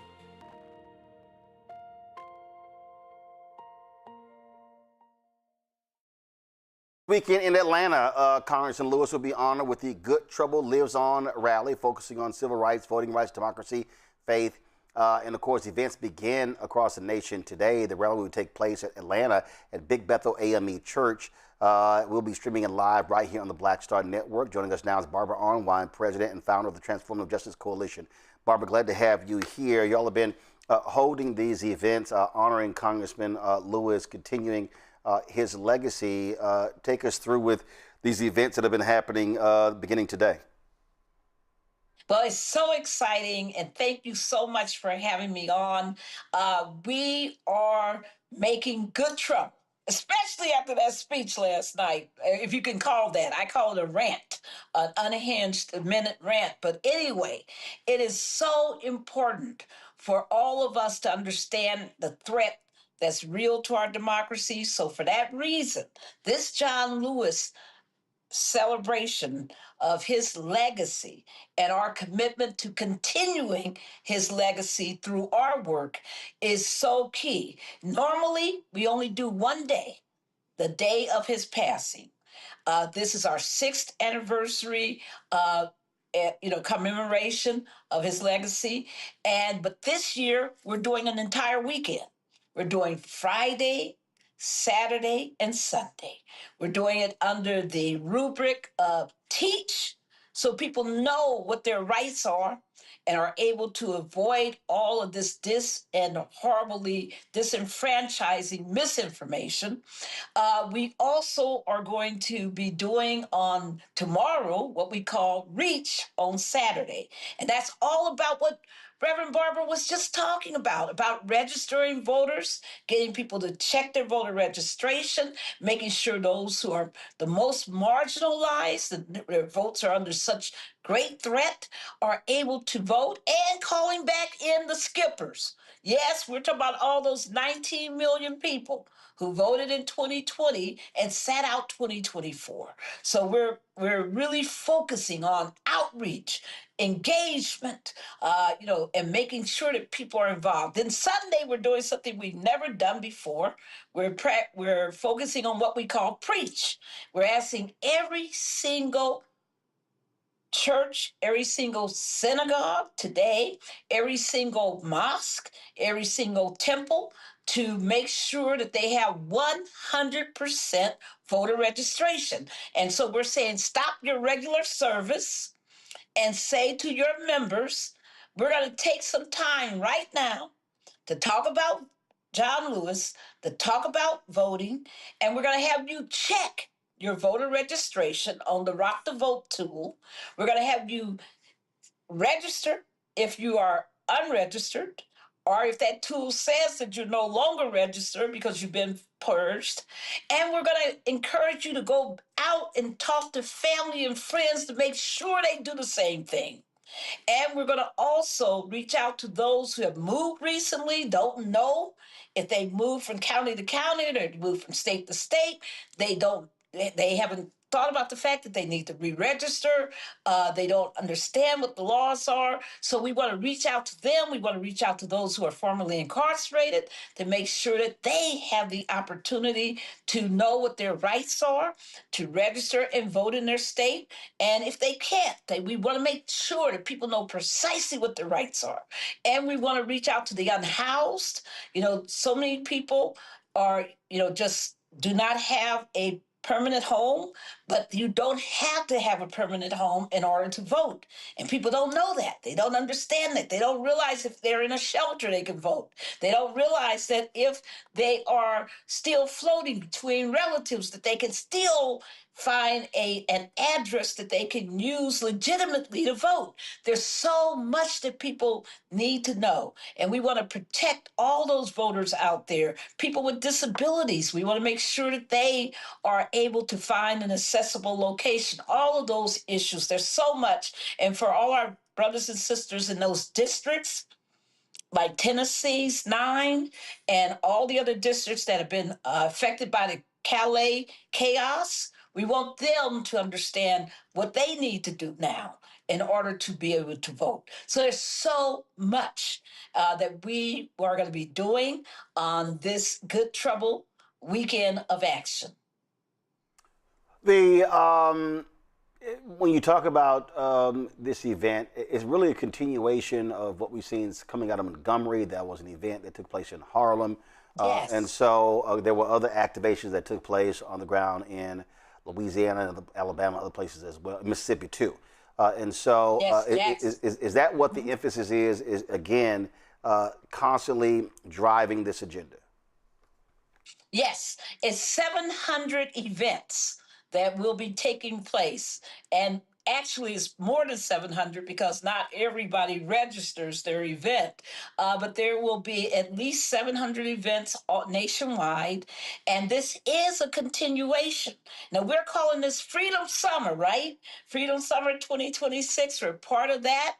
But we're also picking up what I call movement convergence. So we're working with labor groups. We're working with No Kings, with Indivisible. We're bringing in all kinds of groups into a common juggernaut to fight for our voting rights. So there's a lot here. I'm so grateful for all the many, many organizations. We've had, almost 200 partners who have come together to be part of this. And the one good thing is that all of us are committed to keeping it going. This is just one stop. Just like Montgomery was one stop. Jackson was one stop. Just like Tennessee was a stop. Just like South Carolina was a stop them. Just like Georgia was a stop them. We are determined to fight for it every single day through November 3rd and beyond. Because this is going to be a fight. If he's trying to take away mail-in balloting, 45 million people use mail-in balloting in 2024. 45 million. Not half of the electorate, but a whole big segment of the electorate. And I think people need to understand how critical it is for us to be out there making sure that voters are not only educated, not only registered, but very strongly protected. Again, folks, it's taking place. First of all, where do people sign up? This is what I have, right? This is the flyer that I have. So the rally starts at what time tomorrow? It starts at 10 a.m. in the morning because we're in hot Atlanta, folks. Okay, so this is Atlanta. all right. So this actually was the earlier flyer that says 12. So it's beginning at 10 a.m. beginning at 10 a.m. tomorrow, in the location. Yes, we'll be at Big Bethel AME Church at 220 Auburn Avenue, Northeast, and we're encouraging people to come to the parking lot where we'll be holding this huge gathering, and we want everybody to come. Bring your children, come. Bring your friends, come. This is where we stake our ground, that we say that we are part of a movement. We're not some isolated person out there. We unify, we make change. And if we're going to make the change that's going to stop this autocracy, going to stop this authoritarianism, that's going to stop this fight to take away our vote by these anti-democracy forces. The only way we do that is by unifying and by being there and committing and getting the information. We're going to be passing out information. We're going to have all kinds of amazing speakers like Congressman Jonathan Jackson, like Congressman Hank Johnson, like Congressman Stephen Horsford. There's going to be some great people there. There's going to also be a lot of incredible local community organizations there that will continue to work with everybody through this November. I'm so excited. I've been watching the videos of actions that happened today, that are still happening today. And it's just beautiful to see how people are coming together to honor John Lewis's legacy through real good trouble, real good hard work. And we are determined. We will never, as he said, we will never give in. We will never give up. This fight is ours to win. All right, then. So again, folks, this is taking place 10 a.m. Tomorrow in Atlanta. If you can't make it and if you're out of the city, we will be live streaming it right here on the Black Star Network beginning at 10 a.m. Eastern. And so this is actually the update. Go to my iPad. You see it right here. 10 a.m. Atlanta rally, Saturday, July 18th, Big Bethel AME Church, 220 Auburn Avenue, Northeast, Atlanta, Georgia. And so look forward to it. Barbara, thanks a bunch. All right, Barbara's muted. I don't know what case she was. Barbara, you muted? There you go. Okay, go ahead.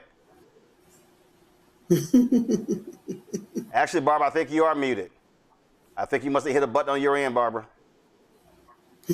No. There, Barbara, just talk. Okay. There we go. All right. You were saying something. Now we can hear you. Go ahead. Okay, thank you. I was just saying that thank you because you don't know how many people want to watch this live stream because they cannot get out into the street, but they are still committed. And in fact, we're going to have some of those people calling voters across the country tomorrow afternoon to help reach to the voters who may not know of all of this is happening. But it's beautiful that you're making this accessible to all those people who told us we can't get in the street, but we want to be part of this. And when they heard that there was going to be a live stream, they just were gasping and just, gushing with joy. So thank you for doing this. All right. Well, we certainly appreciate it, Barbara. Thanks a lot. All righty, take care. Appreciate it. Folks, a federal lawsuit filed by two former black female executives against the McDonald's fast food chain is set for a jury trial in September.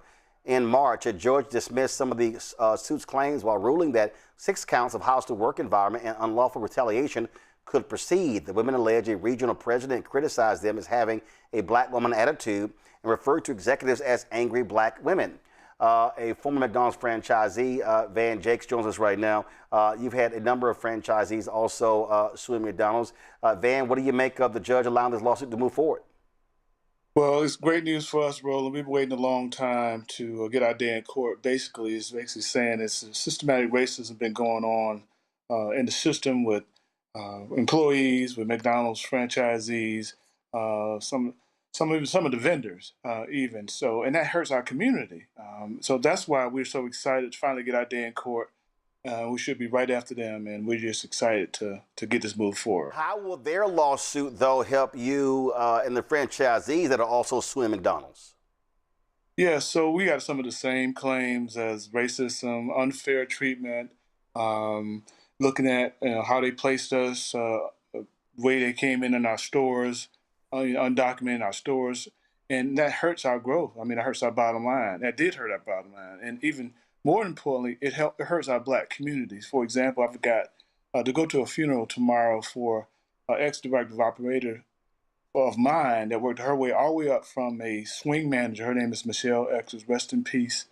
And she became a franchisee of another brand, but I was able to give her that opportunity. Now you take away those opportunities for our communities, and that hurts the economic system that we have. So we're excited to get out there in court, and we know that we will get our fair share.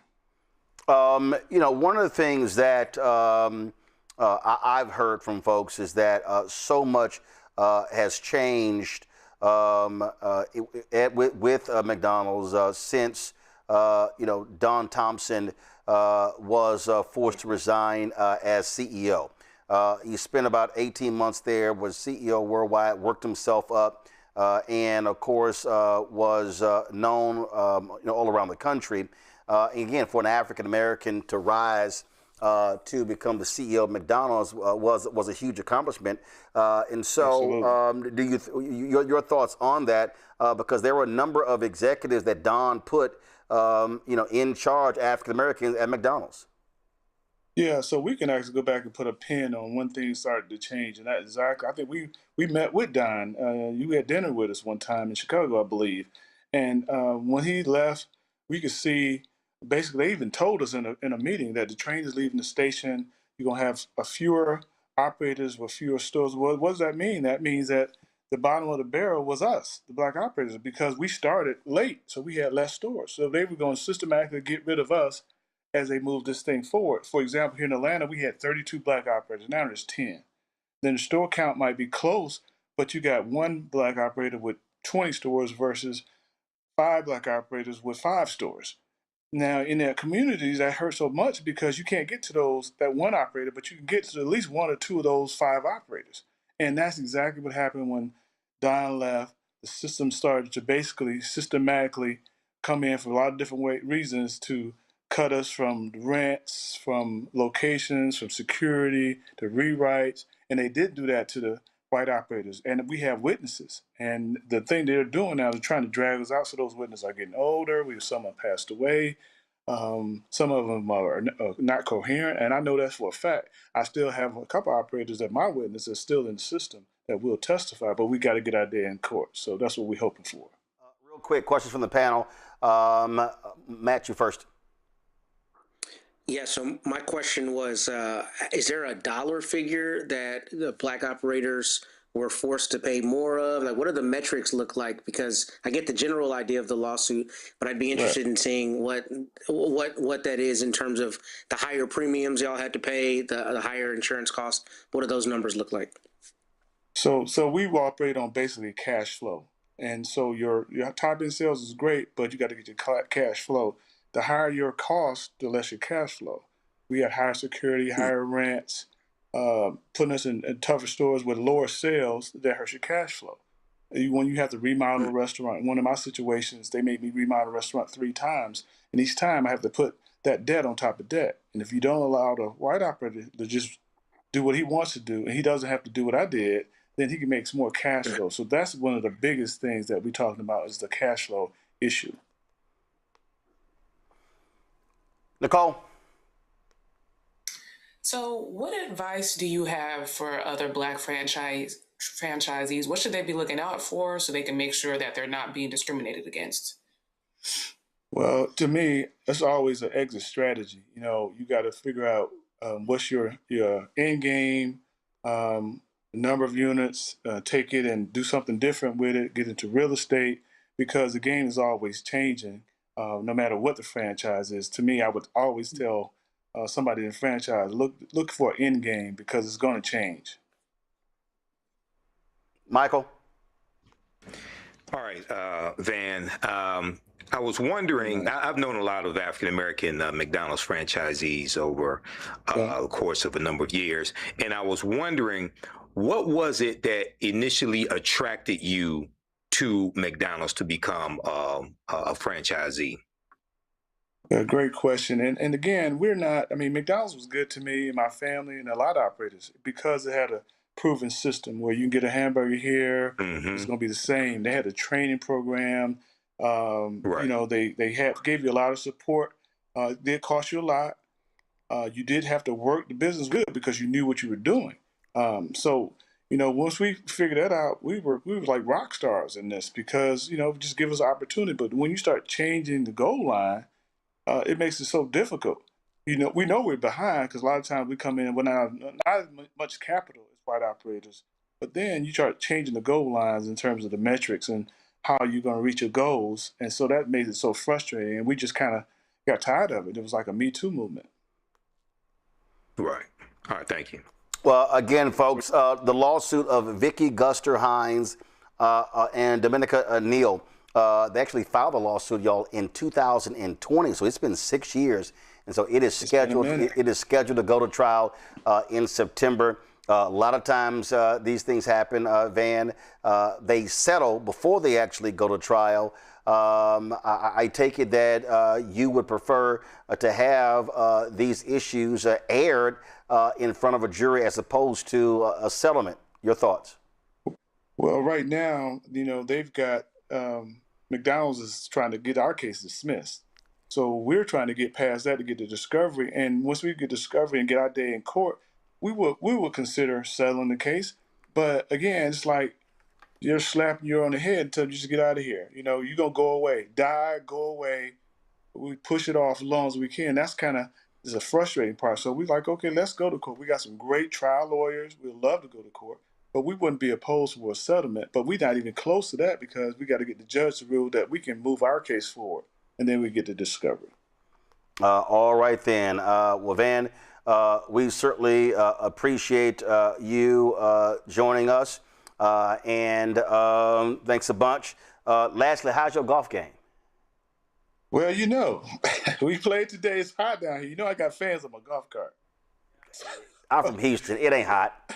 Stop being soft. Okay. Stop being soft. Okay. All right. Well, we look for you to come back down here. We had a great time. Oh, yeah. I'll be back. All right. I appreciate it. Thank you, guys. All right. Thanks a bunch. Folks, last night we covered the recent break-in at the Harriet Tubman Museum and Educational Center in Cambridge, Maryland.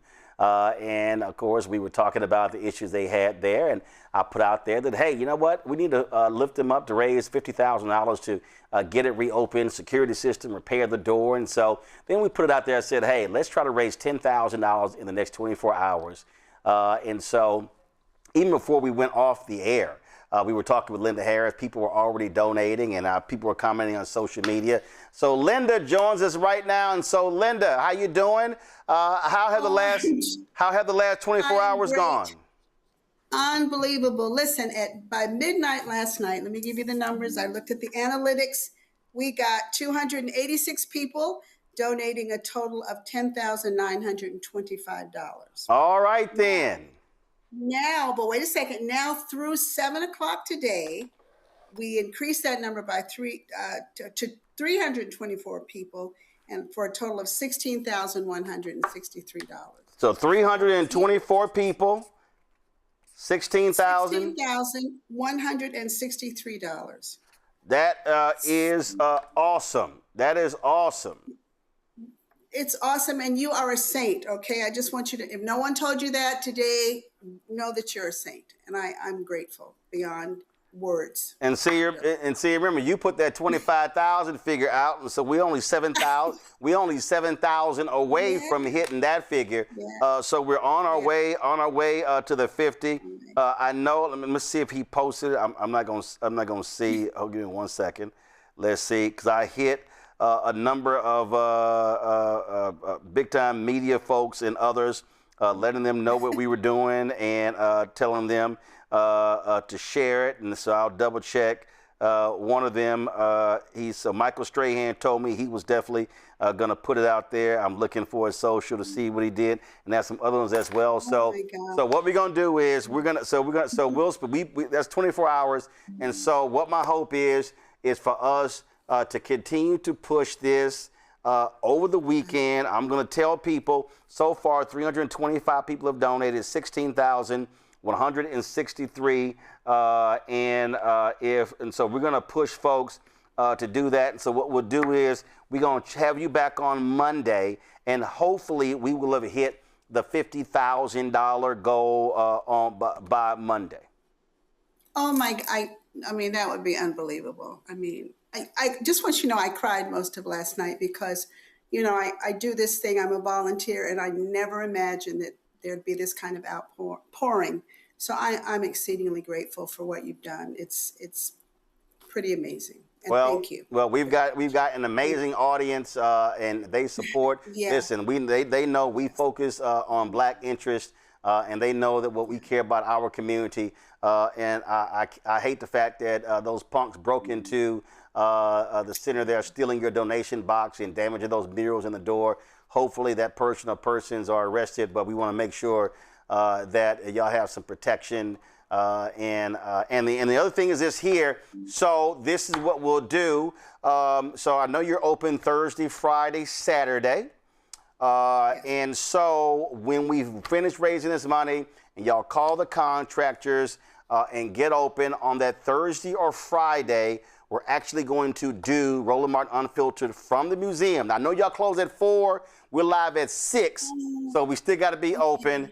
There's also a special guest who I reach out to about that as well. And so don't be surprised if you be hearing from Governor Westmore. Oh my God! Well, Westmore loves Cambridge. He loves Cambridge. Well, that's amazing. He and I chatted last night, and so once everything gets fixed, and then y'all set to reopen, we will do the show live. Want to bring the community out there and have a grand time. We got to promise to walk with me on the Underground Railroad. You know, I've walked it, so you got to walk with me. Okay, that ain't no problem. Just so you know. First of all, that would be amazing. First of all, how far are we walking? So we're only about 3 miles. No, that's fine. I ain't got a problem walking 3 miles. I'm just, because you got to understand how I think when you say walking. I'm instantly thinking in terms of how it's covered in broadcasting. That's just how my mind thinks. So that's why I was wondering that. So no, it can be done. It can be done. All right, ain't no problem. So that ain't no problem. Listen, we got a 24-foot Sprinter, a 35-foot bus. We can mount our cameras on it. That ain't no big. That ain't nothing for us. Oh, that'll be amazing. That'll be amazing. All right. Let me just say, Monday I won't be out. I'm going to Portugal. I'm also a musician, so I'm going to Portugal to perform. So I won't. That's fine. Monday. So have somebody send us an email. Okay, I'll send you an email. Send us an email, and so we can tell folks on Monday. But we're gonna set a goal. We raised $16,000 in 24 hours. Let's hit that $50,000 for everybody. If you're watching tonight and you were not watching last night. Our goal is to get this museum reopened. They need to get a new door, fix murals, put a new security system in. This is their website right here. This is their website for you to give. So you go to the donate page. We want you to do is we want you to go to the donate page. It's HarrietTubmanMuseumCenter.org. And then when you click donate now, there's a button on there that you can actually click. That says, you'll see it right there, donate in the name of, and just put hashtag Roland Martin Unfiltered. Put hashtag Roland Martin Unfiltered, there as well. And Linda and her team, and again, Linda, if if y'all don't have anybody on the website to work on it, just hit me. I have web people, so we can make sure, help y'all to get a PayPal, Venmo, Zelle, and Cash App account open so y'all can take those donations, because I guarantee you have that, your donations are going to go even a lot faster. Okay, I've already put that in motion. All right, so once we got it on the site, we'll push it out there. And so we are well on our way to 50 grand. We appreciate it. Oh, you're appreciated. Thank you so much. God bless you. All right, thanks a bunch. Thanks a bunch. Okay. Go to our panel here. You know, Michael, we talk about history and why it's important. And one of the things that we keep saying is that, we discussed this last time as well, is that, you know, we can't count on cities, states, federal government funding and controlling our history, our museums. You got the Charles Wright Museum there in Detroit.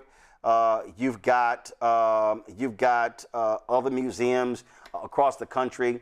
There's a revolutionary, I mean, you got statues as well. And one of the things that I try to do whenever I travel, if I see a black statue or a monument or something like that, I'm always taking a photo, posting it.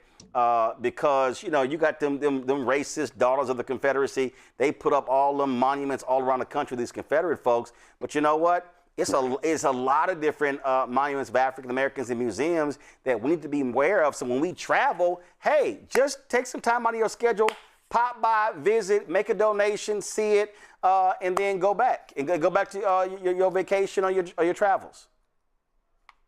Absolutely, Roland. You know, freedom isn't free, and the history of African Americans is not free either. It has to be financed. It has to be preserved. It has to be documented. So, you know, I really appreciate what Sister Linda Harris is doing and everybody there.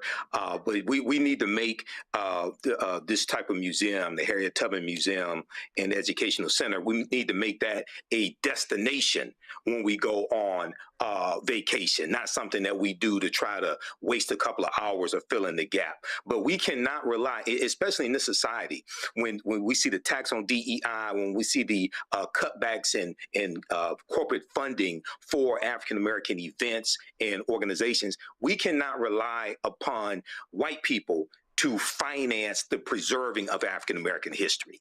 So you only protect what you respect. So we have to put our money where our mouth is and support initiatives like this. Absolutely. Nicole. You know, you're right. We absolutely cannot trust them with our history, and we never could. You know, we see what this administration is doing with the Smithsonian museums. I actually went to the National Museum of African American History a few weeks ago, and you could see the differences. They also don't want to teach us our history in schools. They're trying to act like slavery never happened. So we have to take history into our own hands. And if we want the next generation to know what's really going on and what has really happened in the United States, then we have to make sure that we're putting our money where it needs to be and that we're being intentional about where we travel. Matt? Well, and first I want to commend you, Roland, for the way you've helped the museum and helped donate, or rather generate donations to them. It's really an extraordinary thing, and I want to commend you and your team for using the platform for that. The only thing I'll add to my fellow panelists is just, you know, there is a moral duty in curation if you're doing it the right way, and we have to support the people who are preserving this history, because as Nicole just said, we see it not only happening in museums, we see it happening in schools. We're losing places in society where there's truth and where there's honor to, you know, show the past for our people, particularly because it's being attacked. So it's imperative that we preserve it, and I'm glad this museum is, and I want to commend you and your team for what you've done in your efforts in helping them rebuild after this tragedy. Well, folks, again, we launched the goal to raise $10,000 in 24 hours. 324 donors have raised $16,163.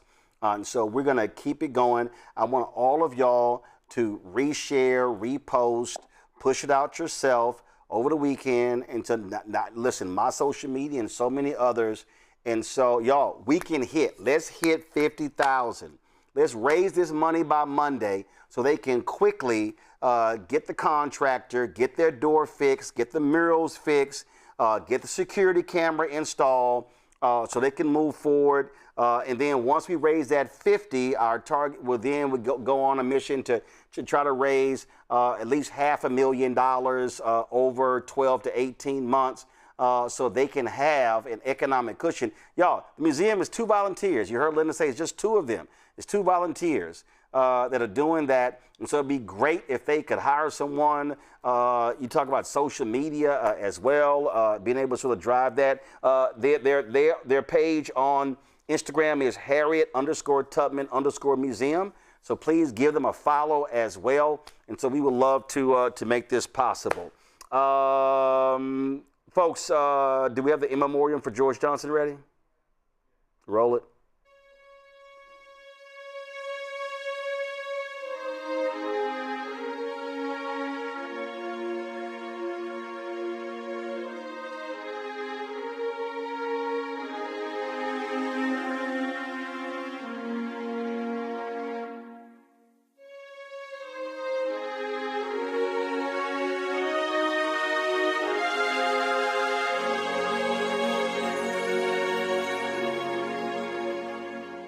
The pioneer George Johnson, of course, who Ultra Sheen, Johnson Products, pioneer in the hair care industry, was laid to rest today at Trinity United Church of Christ in Chicago. A number of people streamed it. I'm actually trying to get the church to send me the link so we can restream it here on the Black Star Network. So many people, of course, remembered him as a legendary figure and the family owning it and the work that they did. And I didn't bring it in, but his book, I just got a copy of it as he talks about his history. And of course, if you black, you remember, because they had these, yes, you know, I went and dug up one. They had these bottles. They were in green and blue, Ultra Sheen. Matt, it's a long time since he used Ultra Sheen. Same for Michael. But Ultra Sheen, Matt, do you remember Ultra Sheen? You know, it's funny. I can think of it in my mom's bathroom counter. So I don't know that I used it, but my mom definitely did. Probably still is. There you go. So he was laid to rest today in Chicago. John Rogers of Era Capital, founder of Era Capital, spoke at his homegoing service. This is what he said. Well, good morning. Thank you, Madeline, for inviting me to join in celebrating George's life and legacy, and for the love and joy you brought to him in these later years. I also want to acknowledge Eric, John, Petey, and Joni, his grandchildren, great-grandchildren, and his many dear friends that are here today.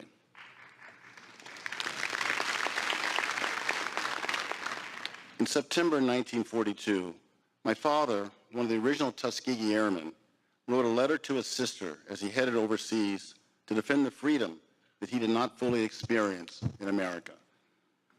He told her that he was going to show the white world that a black man could fly. I've been thinking about that letter because by the mid-1950s, George Johnson was taking off and building his own blueprint for black freedom. As we know, George became one of the most consequential entrepreneurs of the 20th century, not only because he built an extraordinary company, because he expanded what the nation believed was possible for black Americans, including what we believed about ourselves. When you walked into Johnson Products, you saw black scientists, black engineers, black executives, black excellence. It was more than a best-in-class factory. It was a beacon of hope. George also refused to separate his beliefs from his bottom line. It wasn't just that he was the first black entrepreneur to take his company public. He used his influence to take a courageous stance on civil rights when there was tremendous risk in doing so. When Dr. King came to Chicago, George wrote early checks and guaranteed his loan with Independence Bank. He helped a young Jesse Jackson find his footing and get Operation Breadbasket off the ground. And of course, he was a longtime anchor for the Chicago Urban League. George built other people's dreams as fearlessly as he built his own. For example, he prepaid 2 years of advertising for a struggling young magazine called Essence. And he helped Burrell Advertising become the largest black ad agency in the country. And of course, advertised in ebony and jet. He saw something in a young Don Cornelius and helped put Soul Train on the map. George had vision and a remarkable gift for seeing potential in people long before the rest of the world did. So many of these entrepreneurs went on to have extraordinary success stories in their own right. And his son Eric is no exception. He's built one of the most successful black companies in the country in an entirely different industry. So I too had the honor of watching George in action for most of my life.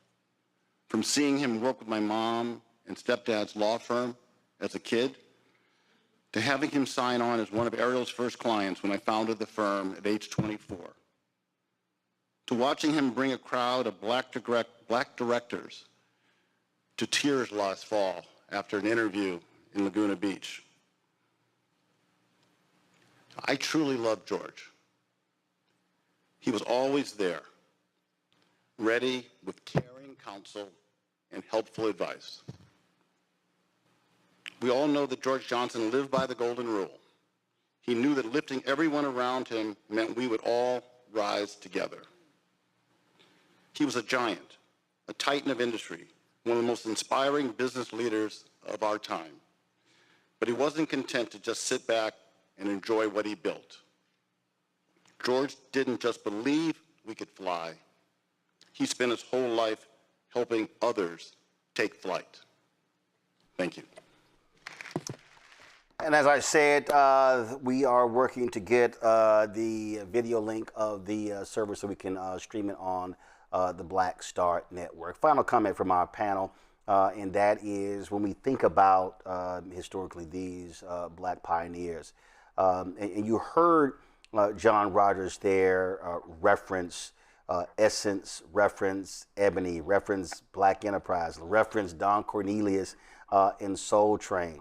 I don't think people really understand, Michael, that in that period after the Civil Rights Movement, when you think about Operation Breadbasket 1966 to 1971 and morphing from Operation Breadbasket into Rainbow Push, the work that Reverend Jackson did in opening doors, getting products on the shelves, then those businesses were able to then turn around and take the money being made from African Americans and then reinvest that in black media and other black businesses, including George Johnson, founder of Independence Bank right there in Chicago.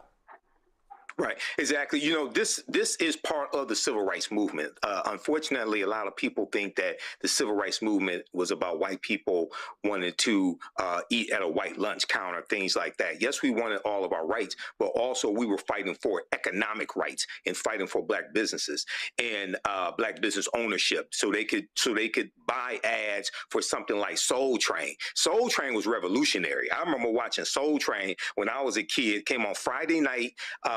Here in Detroit, and second grade, third grade, and seeing the Afro Sheen commercials, seeing Afro Sheen advertised in Ebony magazine, Jet magazine.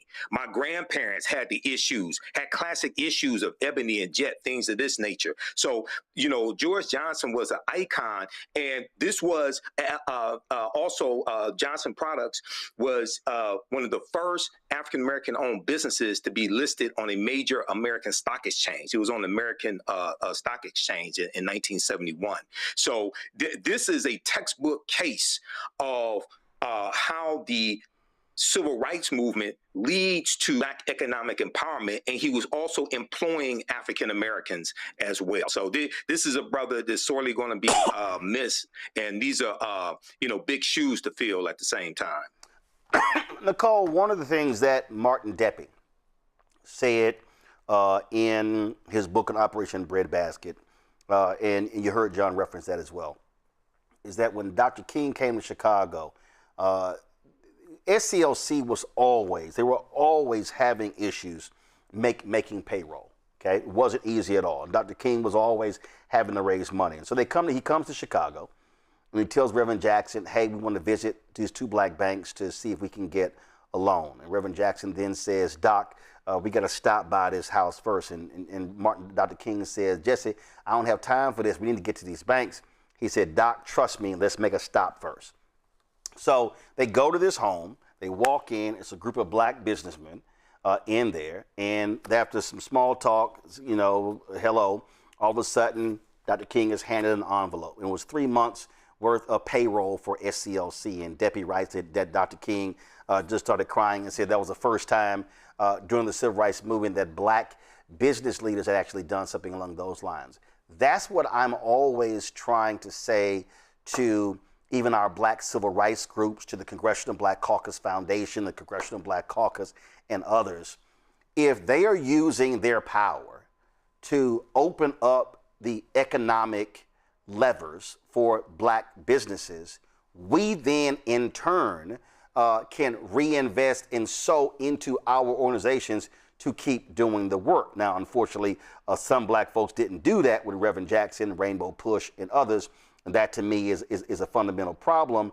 But the reality is black business owners need activists in the civil rights groups, again, shaking those trees to open the doors, as opposed to us sort of just standing here by ourselves. I've said that if the Urban League, the NAACP, if they challenge Pepsi, Coca-Cola, McDonald's, AT&T, and all these Fortune 500 companies, even when it comes to black-owned media, we talk about use of black law firms, black accounting firms, bond firms, PR firms, catering companies, transportation companies. You would see an infusion of billions of dollars into African-American businesses, and we know who we hire, and so all of a sudden now you're impacting families being hired as well. That's how community economics works, and George Johnson understood that.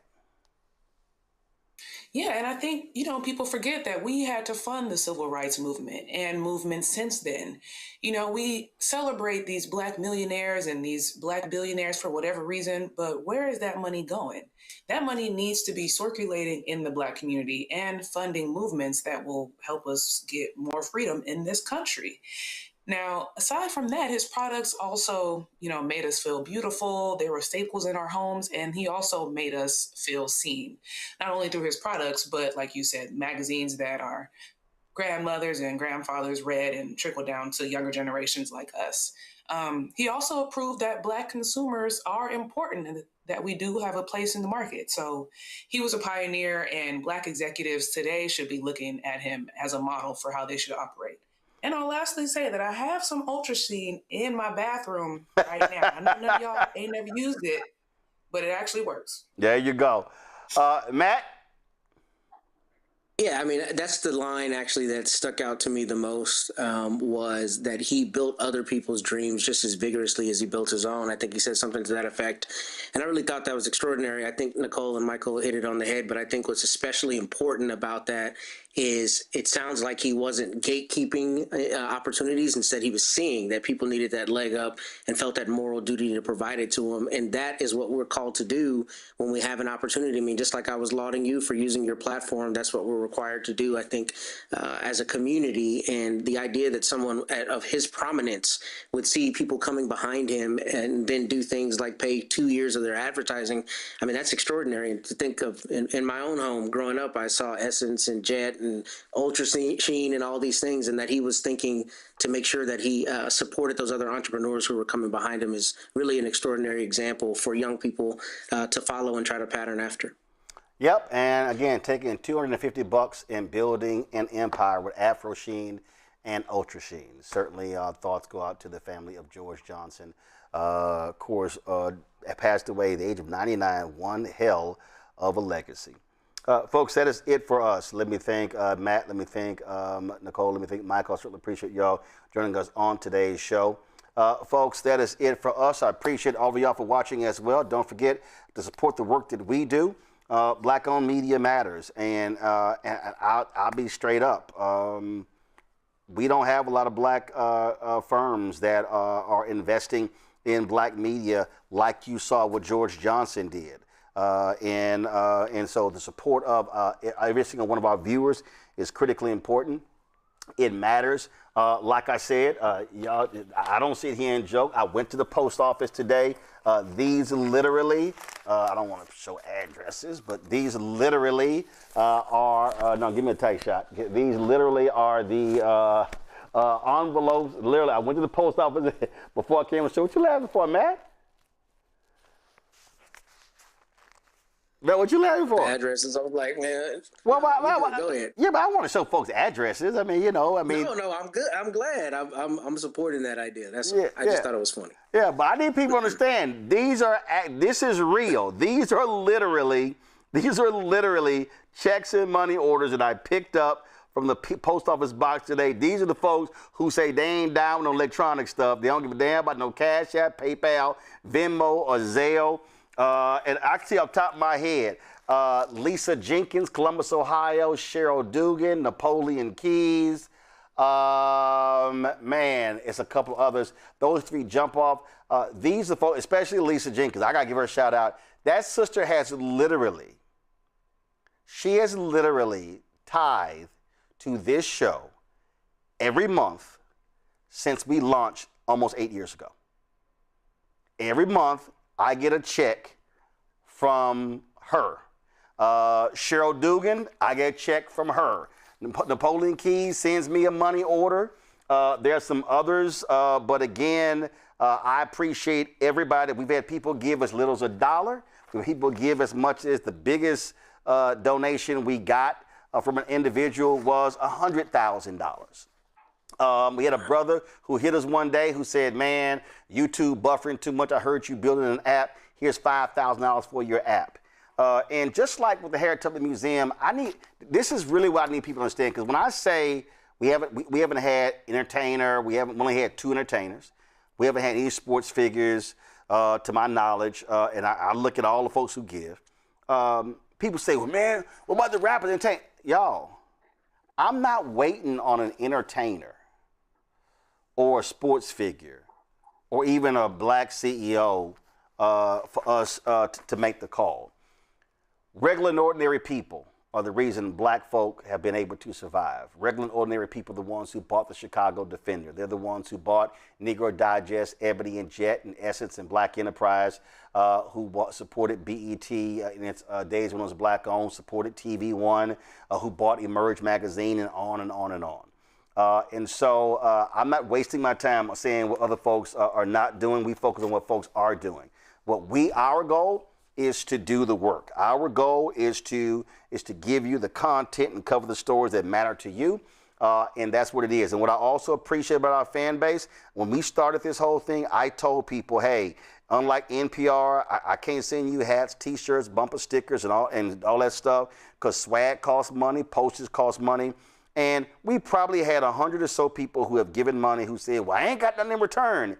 The people who have donated said, what we get back is the content. What we get back is the news that we cover. And so I appreciate that. If you have not joined our Bring the Funk fan club, y'all know we run the names of every donor. We are approaching 50,000 donors. We're about 500 away, or maybe close to that.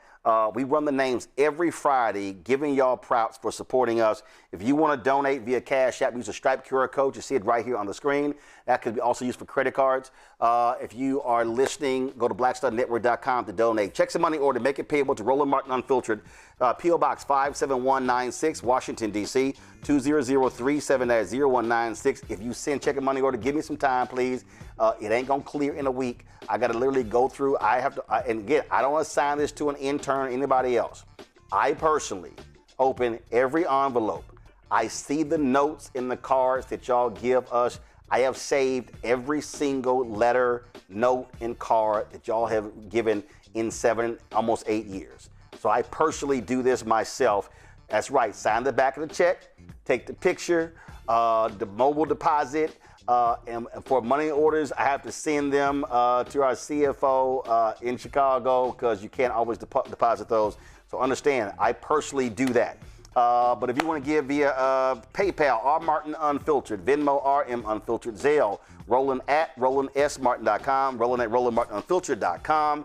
Download the Black Star Network app, Apple phone, Android phone, Apple TV, Android TV, Amazon Fire TV, Roku, Samsung Smart TV. If you want to get our Roland Martin Unfiltered swag, do me a favor, go to shopblackstarnetwork.com. We got our hats and t-shirts and mugs and all that stuff that's available right there on the site. Of course, we have our also our America at 250 Tell the Whole Story mugs are available. Yeah, don't buy that Donald Trump stuff. You can go ahead and, of course, get this right here. We also have our shirt right here, America at 250 Tell the Whole Story. We have some other shirts as well. I love our shirts where we, this is the James Baldwin quote right here that we have. This shirt right here, you see it. We've got another shirt with the Paul Robeson. Hey, Candy Carter and your team, y'all didn't send me the Harry Belafonte shirt. This is a shirt we have with the quote of the great Paul Robeson. We also have a shirt with Dr. King's Be True to What You Said on Paper quote as well from his April 3rd, 1968 sermon. Let's see what we got here. This one here, we got this is the Bob Moses quote we have right here. Shirt as well. And again, actually, what I told them, we're going to have America at 250 on top of this here because, we want to be sure to have those quotes for you. We are not fully free. This is our T-shirt right here as well, so you can get that. We also have our bags with NOK and some other quotes on it as well. So all these products are right there at shopblackstarnetwork.com. Plus, yes, I'm sitting here again. I'm burning Tribe and Oaks candle right here. We had them on the show this week. You can get their products at shopblackstarnetwork.com. All the products you see right here are black-owned companies. All of those companies are available on our shopblackstarnetwork.com website. When you buy products from there, you're also supporting this show as well. So we appreciate you supporting those products. And shout out to Alabama State. This is one, I think it's Alabama State. What am I wearing? Yes. Their slogan, where history is made. So this Alabama State shirt, their Vote shirt, I got this when I was down there, so I appreciate it. Their colors are the right colors, black and gold, which drives their Omega president crazy. Yes, I'm King Petty. All right, that's it for us. I appreciate it. I'll see y'all on Monday right here. Oh, last thing, if you live in D.C., New York City, the whole East Coast, I need you to wear a mask this weekend. Those wildfires in Canada, that smoke, it was insane today. I made a video, a 1 minute and 2 second video outside of the post office and could barely get through it, started choking. So that smoke is all over the East Coast. If you're gonna be outside for literally longer than 2 or 3 minutes, please wear a mask. It is not, the air quality conditions are horrendous. So between the air quality and the heat index, the numbers are they're at dangerous levels. I was on the New York Times website. Again, we just want to make sure everybody is safe, especially our older viewers. We need y'all to really take care, be safe. I was sitting here, let me see it. I saw it on the website. You see right here, watch the smoke move across North America from space. You see right here, the heat index in Houston is at a dangerous level. Jacksonville, dangerous level. Chicago is at a dangerous level. And this right here is so you see that smoke. That smoke is how it is moving all across the country. So please, y'all, be careful, protect your lungs. If you have asthma, absolutely. My mom has asthma, take precautions. We do not want y'all to be ill. Y'all, thanks a bunch. And I know it's ticking me off because I had plans to play golf this weekend. That ain't gonna happen because the air is really bad outside. All right, folks, that's it. I'll see y'all on Monday. Roland Martin Unfiltered on the Black Star Network. Holla!